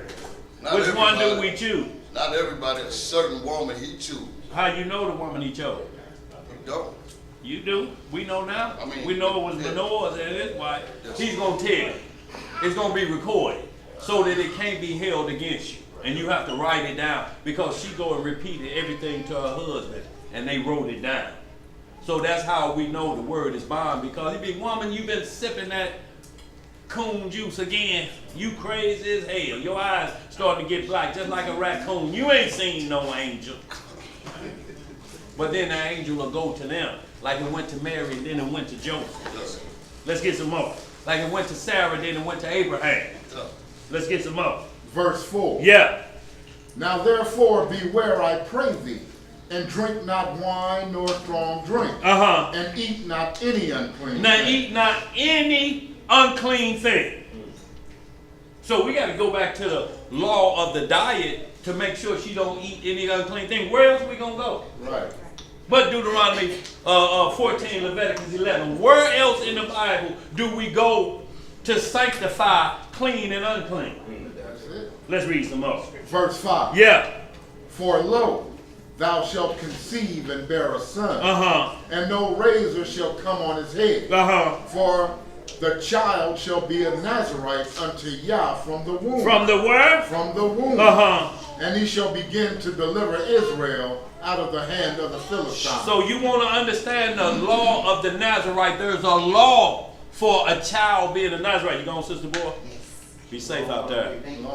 You know, so there's a law. Number 6 chapter explain the law of a Nazarite. And not only this, but you're talking about a woman. His mother is becoming a Nazarite. She can't put these things in her system. So when you talk about what power the mother don't have, you got to go through all of this and explain why she has power, right? Because she has to feed the baby through the umbilical cord. If she eating right, then the baby eats right. Ain't that right? That's correct. So you have to look at what's there and not take away from that, or the child gonna go astray. But number 6 chapter explain what a Nazarite, and it say if a man or a woman take a vow of a Nazarite, that's how it starts out the gate. Not just if a man. That means here the rules. You can't cut her hair. If you go a dead body, you got to start all over. You can pick however long you want to go into the Nazarite. Minimum it was 30 days. And then when you got through, you cut your hair off when it ended. Well, Samson's was a Nazarite till death. So his hair couldn't get cut. Only at his funeral was his hair to be cut off. If ever. He couldn't cut. He was a Nazarite from the womb. He didn't have no cutoff date for his. The Messiah went into the Nazarite doctrine when he told the disciples, sip that wine, y'all, because I'm not going to sip it no more with y'all till I sip it new with y'all in the kingdom.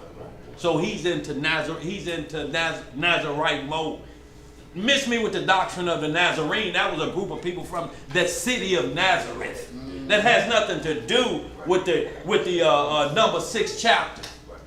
When you become a Nazarite in the womb or after that, or you take a vow of a Nazarite. 2 different things. Go ahead, bro. Read a little bit more. Verse 6. Yeah. Then the woman came and told her husband. What she do? Came and told her husband, saying, a man of Yah came unto me, and his countenance was like the countenance of an angel of Yah. Very terrible. But I asked him not whence he was, neither told he me his name. So we can hold it. Y'all read all the rest of that, and y'all will see what happened, you know, with Samson's mom. Jump down to 23 and let's read that out, and then we're going to get into 14, y'all. We're going to close on out of here. Yeah. Verse 23. Yeah. But his wife said unto him, if the Most High were pleased to kill us, he would not have received a burnt offering and a meat offering at our hands. So her husband say, you saw God. We ain't supposed to never see the face of God. He gonna kill us. And she had to tell him, look, if he was gonna kill us, we already be dead. We'd already be dead. I wouldn't have get to told you nothing, and you sure ain't gonna spread the news. Exactly. Go ahead. Neither would he have showed us all these things, nor would as at this time have told us such things as these. And the woman bare a son, and called his name Samson. And the child grew, and the Most High blessed him. Right. And the Spirit of the Most High began to move him at times in the camp of Dan, between Zorah and Eshtaol. Now he didn't grow up to a man because it's skipping in time. The Spirit moved him at times. That means every now and then it would just come on him. Go ahead. You want me to start in 1? Yeah.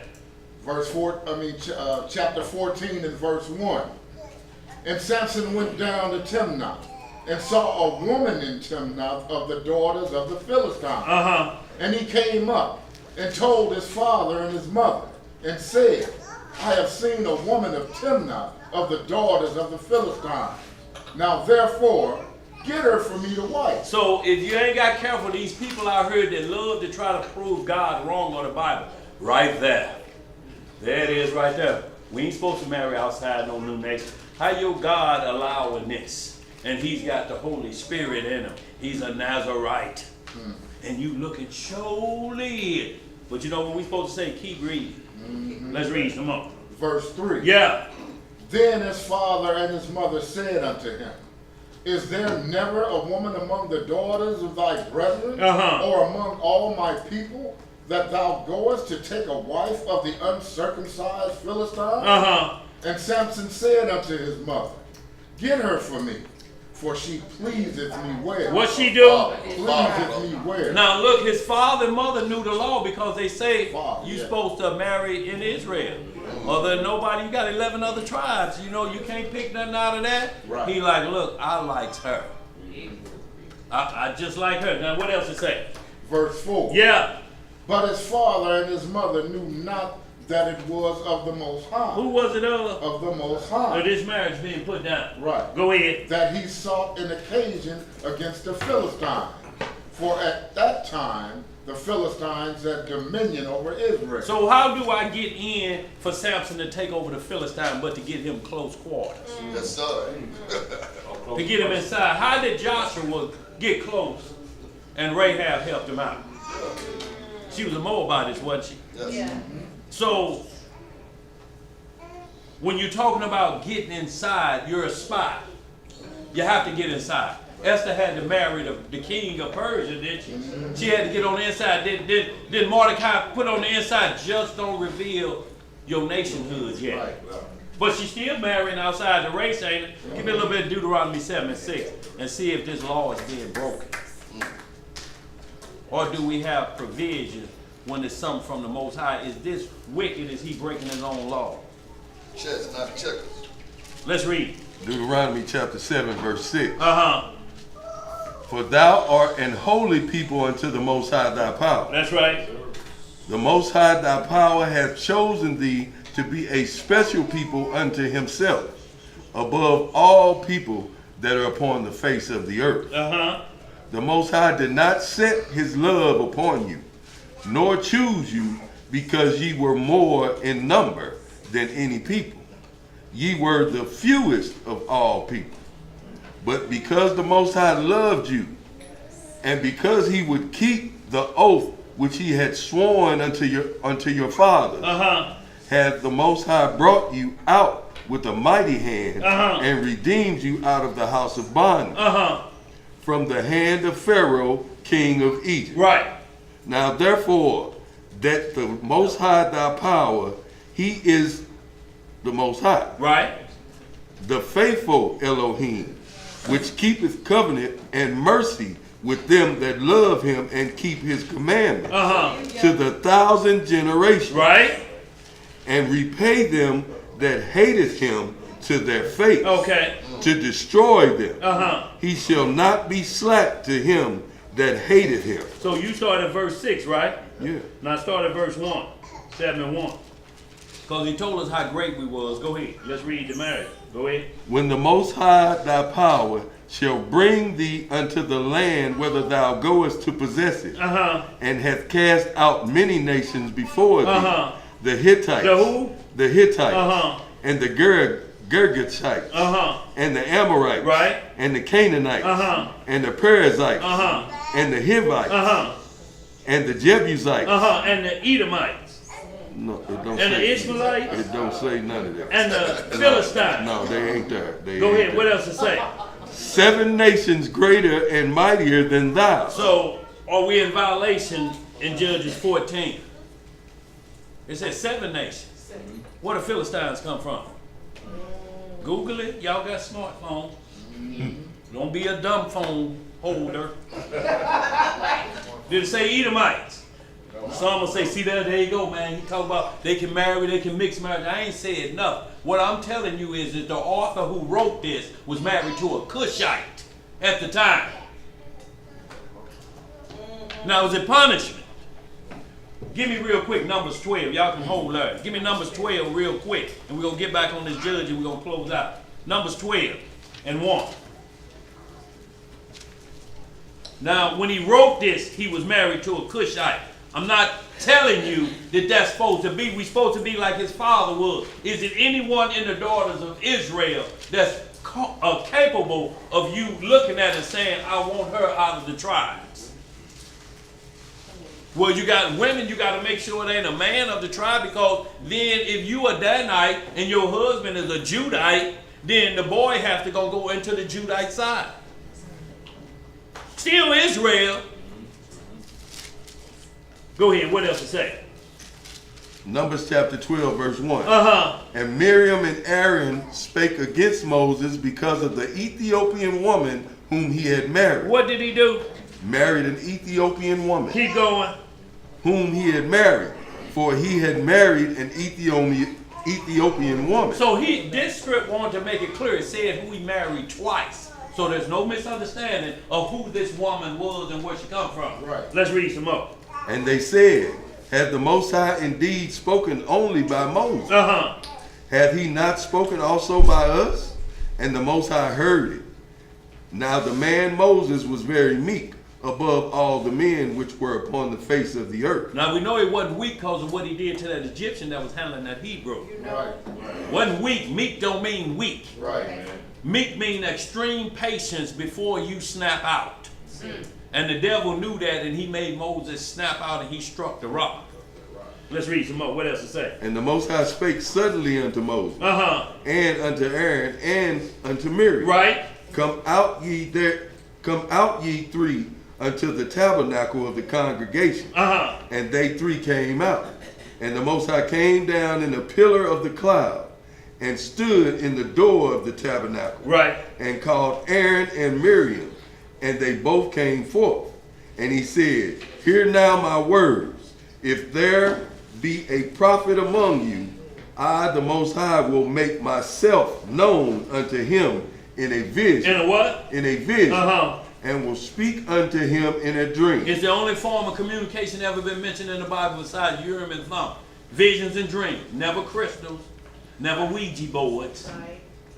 Never Miss Rudolph. What's up, Akmallah? Let's get some more. Go ahead. My servant Moses is not so, who is faithful in all mine house. With him will I speak mouth to mouth, even apparently, and not in dark speeches. And the similitude of the Most High shall he behold. Wherefore, then were ye not afraid to speak against my servant Moses? Well, he ain't supposed to be married, that heifer. What else to say, Jay?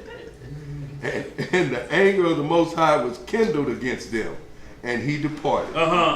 And the cloud departed from off the tabernacle, and behold, Miriam became leprous, white as snow.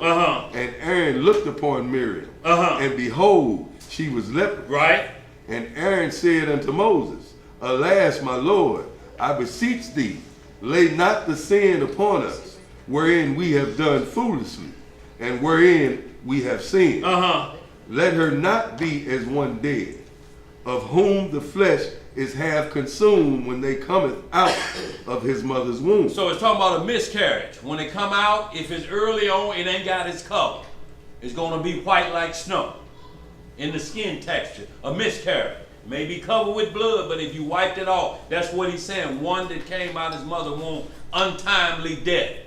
A miscarriage. Slipped her sucker. What else it say? And Moses cried unto the Most High, saying, Heal her now, O Do Yahweh. what? Heal her now, O Uh-huh. Yahweh, I beseech thee. And the Most High said unto Moses, If her father had but spit in her face, should she not be ashamed 7 days? Uh-huh. Let her be shut out from the camp 7 days. Uh-huh. And after that, let her be received in again. So we see right here that Miriam was turned into a leper for saying that. And then it was asked, who did this? Aaron said, we sinned foolishly. What is the sin then?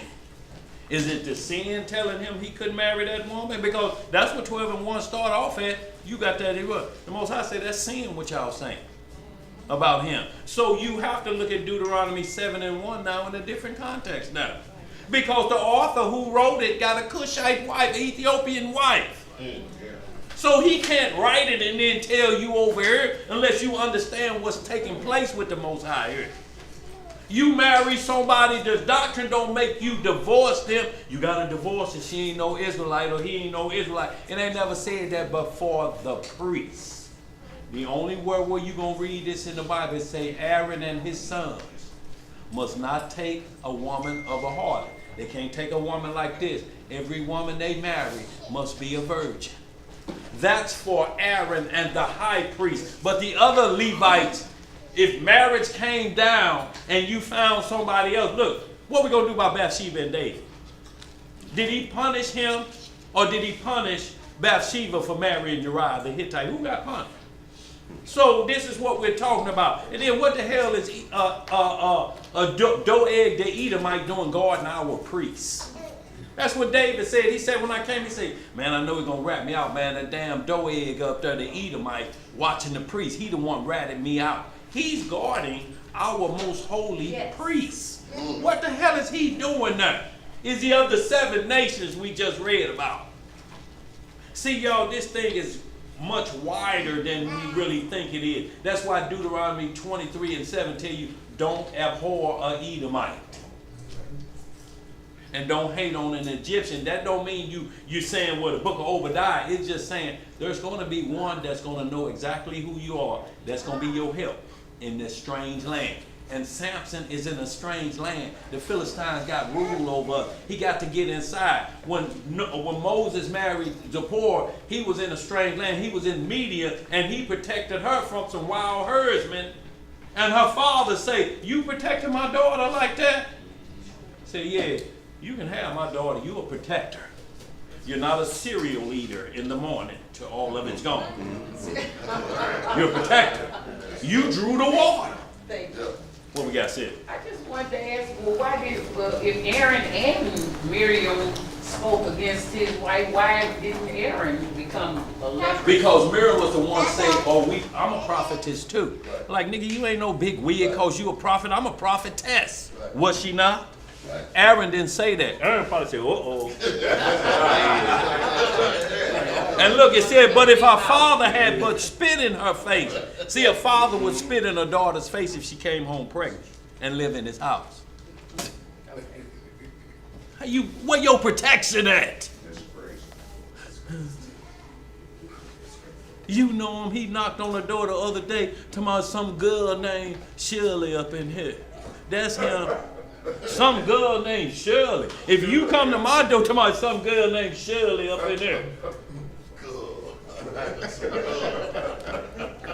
Hey, y'all. But I just wanted to throw that in, y'all, for food for thought. Because this the author who wrote it. If you're not careful, they're going to point these things out and say the Bible is contradicting itself. And it said, but it told us the 7 nations.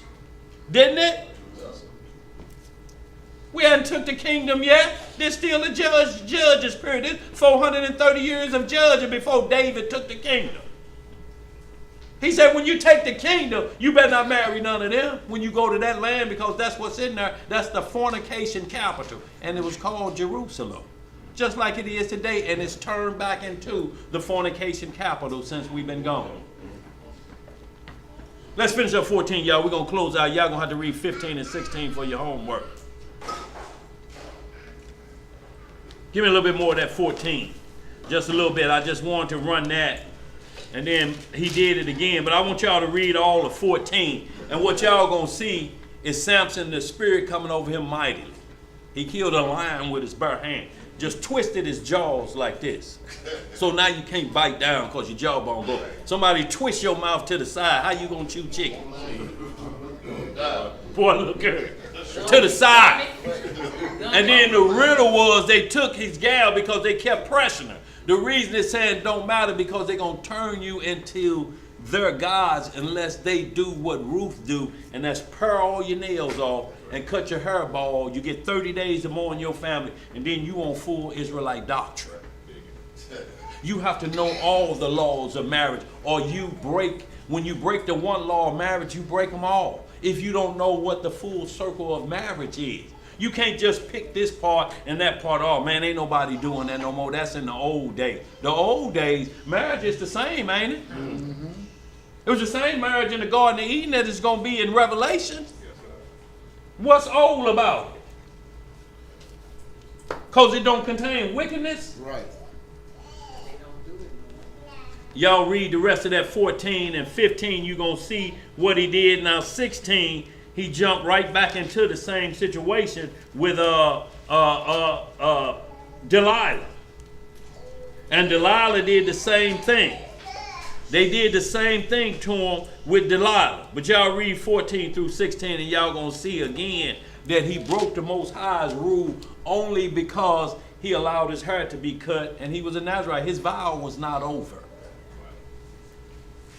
But he got love sick.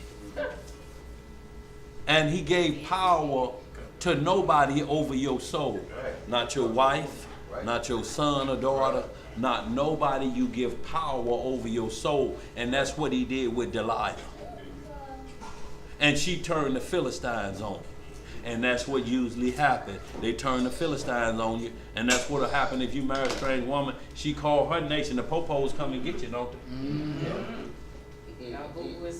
But look, that child that's born is Israel because the society gonna treat it as Israel, don't it?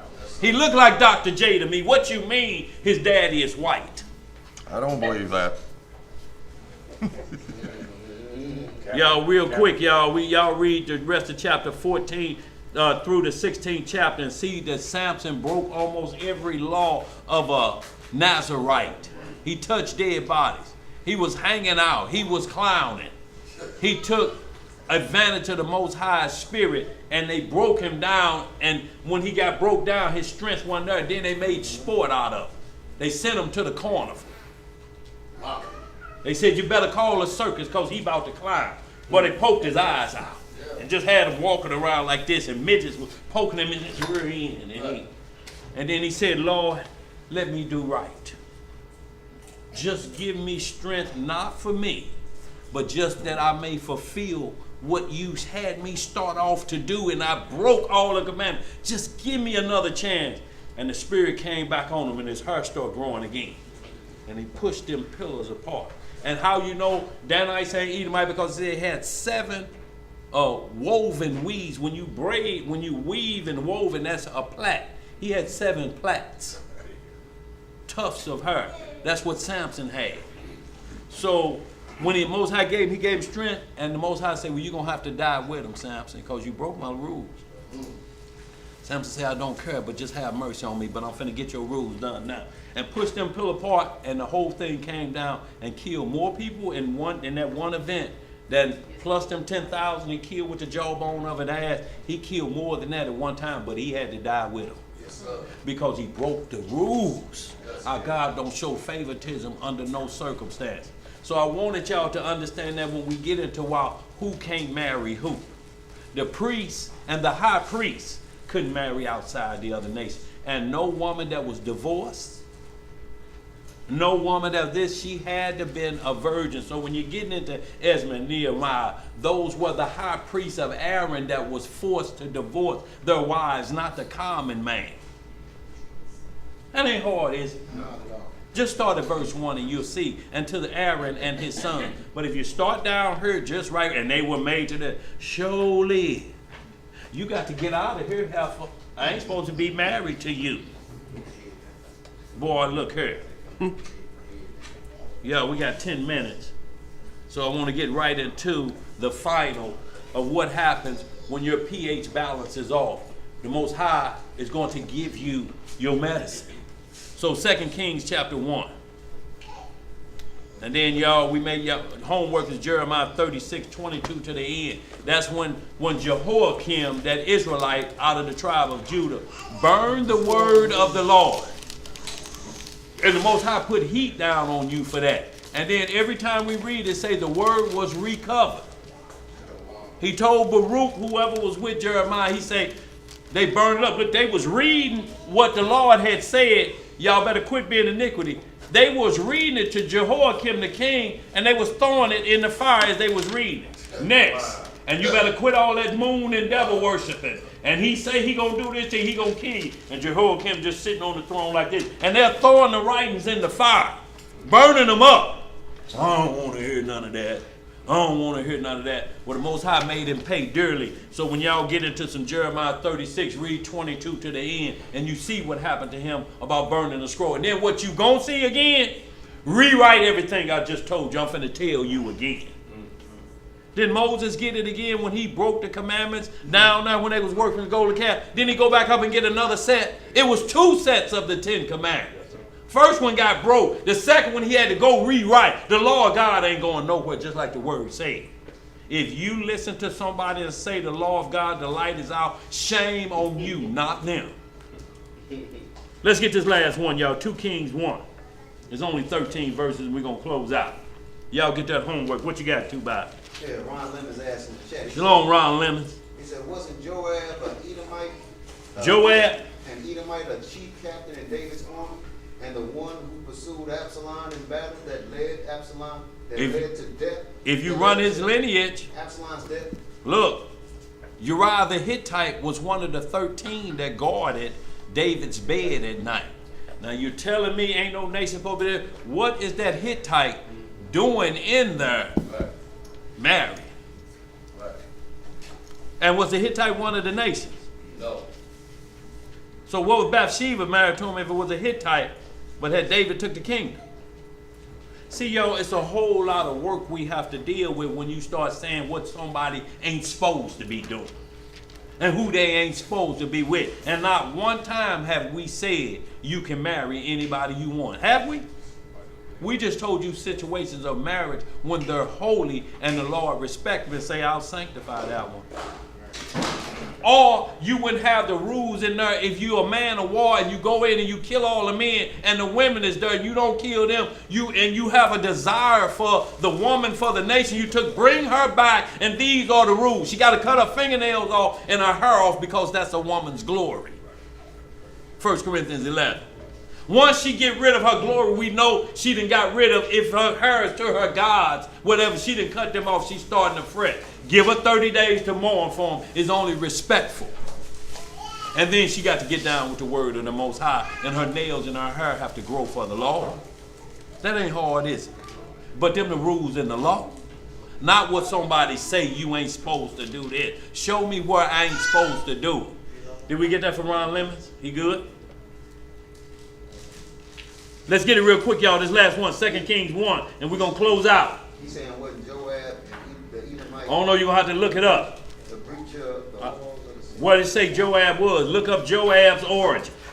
Y'all, we got them smartphones. He's saying wasn't it Joab the Edomite that breached the walls of the city?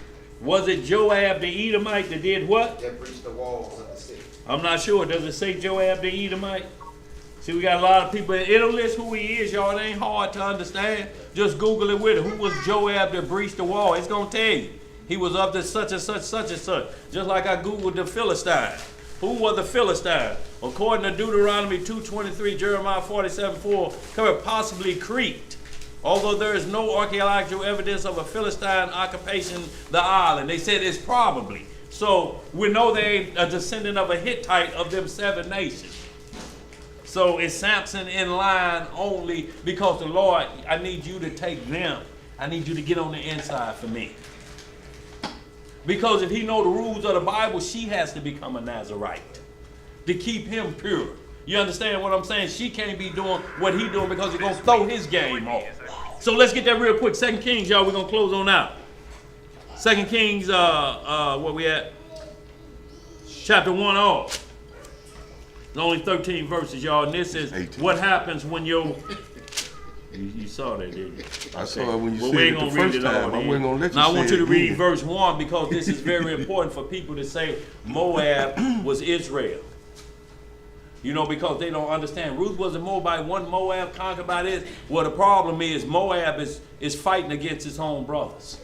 And they call another nation. Since when did that happen? Huh? We got it anywhere. Since when Israel was called another nation and come against its own brethren and scrapped as another nation and called another people. Let's get it. 1 Kings, that 2 Kings 1. Let's get there, y'all, real quick, and we close on out of here. 2 Kings chapter 1, verse 1. What it say? Then Moab rebelled against Israel after the death of Ahab. So it said Moab rebelled against Israel. Them all 12 tribes, ain't it? Mm-hmm. So who is Moab then? Ain't that the descendant of Lot and his daughters? So when does this become Israel and this make Ruth a Moabite? Ruth didn't rebel against Israel, did she? No. Let's get some more. What else it say? And Ahaziah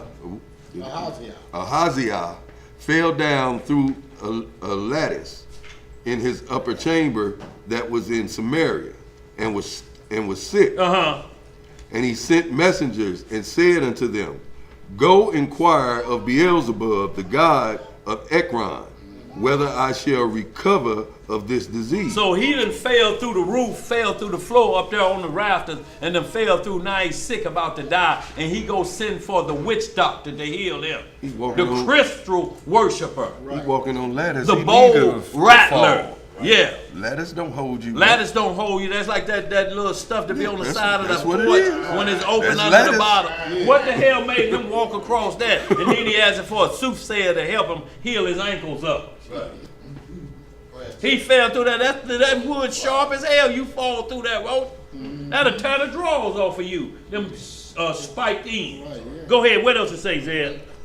But the angel of the Lord said unto Elijah, the Tishbite, Arise, go up to meet the messenger of the king of Samaria, and say unto them, Is it not because there is not a God in Israel that ye go to inquire of Beelzebub, the god of Ekron? Is it not a God in Israel that we chase these last day doctrines? Right.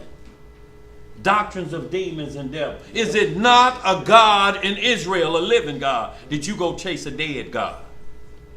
They even got a book called the Book of the Dead, where they talk about a dog-head God. King and Queenie is their gods now. See, they don't know about the old school names. See, we used to call dogs King and Queenie. Right now, they're giving dogs men names.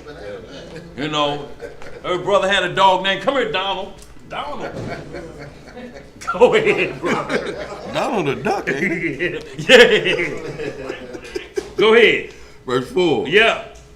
Now therefore, thus says the Most High, Thou shalt not come down from that bed on which thou art gone up, but shalt surely die. And Elijah departed. So he say you can trust in that fake healing if you want to. I control the death angel. When I write your name out of the book, you leaving here. I don't care what you eat. You gonna leave here when I tell you gotta go. You can't eat your way to the kingdom. You ain't gonna do it. Now go get your doctor and tell him to heal you because you ain't getting out of that bed. I said so. Boy, that's rough, ain't it? Let's get some more. Verse 5. Yeah. And when the messenger turned back unto him, he said unto them, Why are ye now turned back? And they said unto him, There came a man up to meet us, and said unto us, Go turn again unto the king that sent you, and say unto him, Thus saith the Most High. We're going to stop at verse 9. Is it not because there is not a God in Israel that thou sendest to inquire of Beelzebub? See, the Most High say, why you keep going into Egypt? It's a God in Israel.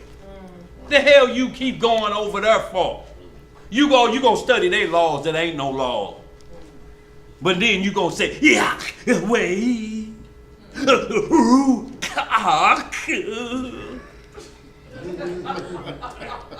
Whoever you've been listening to with that, don't listen to him no more. And then and then they'll say something, you think he on that level. He above all of what they used to teach down there. Did you hear what he just said? The man that sleepeth on the floor can't fall out of the bed. That boy's a genius. God working with God working with him.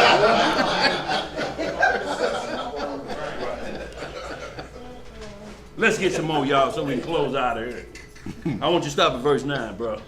I'm finishing verse 6. Yeah. Therefore thou shalt not come down from the bed on which thou art gone up, but shall surely die.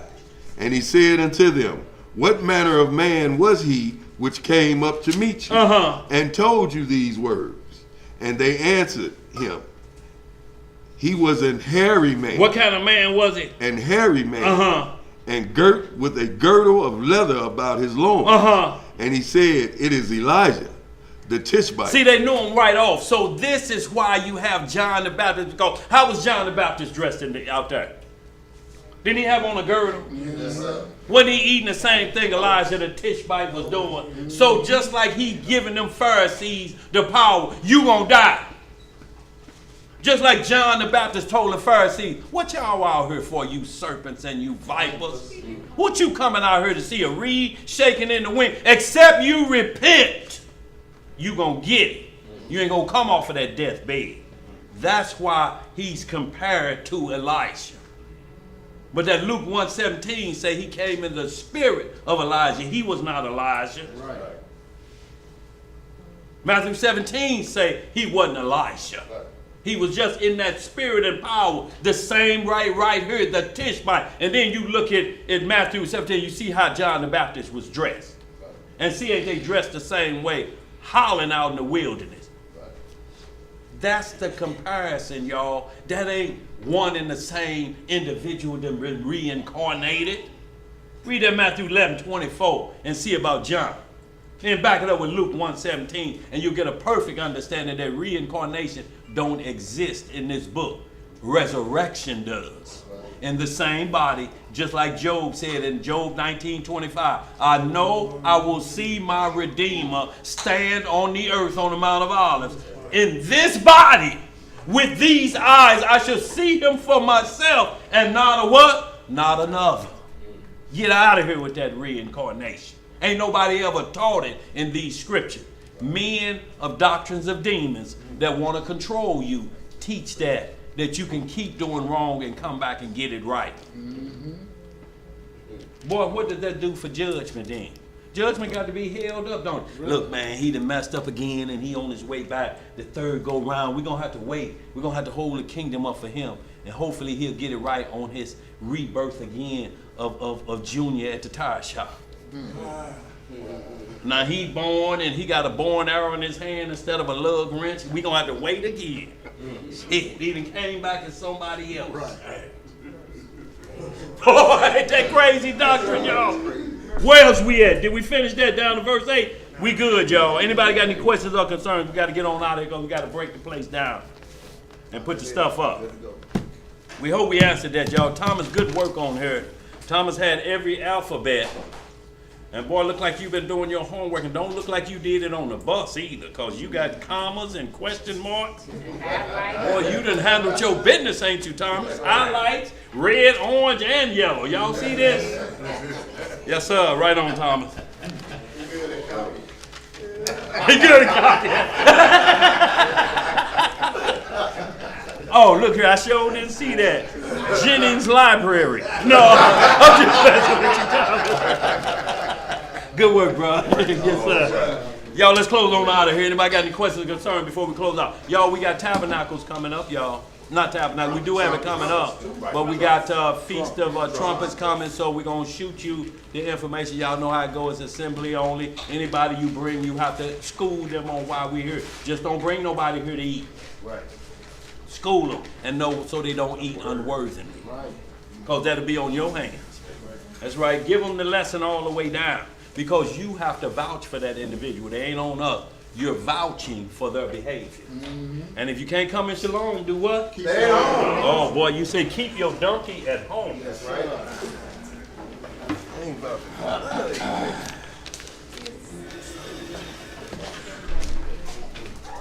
Text me in Vegas of the special. I'm gonna send them to you. I'll send you the list. We got the list of all that. Okay. All right, family. East is this way, y'all. We figured it out. Zeb brought his compass. Yeah. Look. Hold on, Zeb. Your compass like that moon was last night. We supposed to be turning. No, I'm just messing with you, bro. How you gonna see what's in the bag? It ain't even on the table no more. All right, family. We're going to get this closing prayer. And it's with the Most High's permission. And it's in the name of his only begotten and beloved Son, our Lord and Savior and our Redeemer, Yahushua HaMashiach. But we know him as Jesus the Christ, y'all. Yes, sir. Long live the King. Long live the King! Reading in the book of Psalms. Read. In the 26th chapter, it reads, Pull it out. Judge me, O Yahweh. Yes, sir. Yes, sir. For I have walked in mine integrity. I have trusted also in the Most High. Yes, sir. Therefore, I shall not slide. Examine me, O Master, Yes. and prove me. Try my reins and my heart. Yes, sir. For thy loving kindness is before mine eyes. And I have walked in thy truth. I have not sat with vain persons, neither will I go in with dissemblance. I have hated the congregation of evildoers, and will not sit with the wicked. Yes, sir. I will wash mine hands in innocency.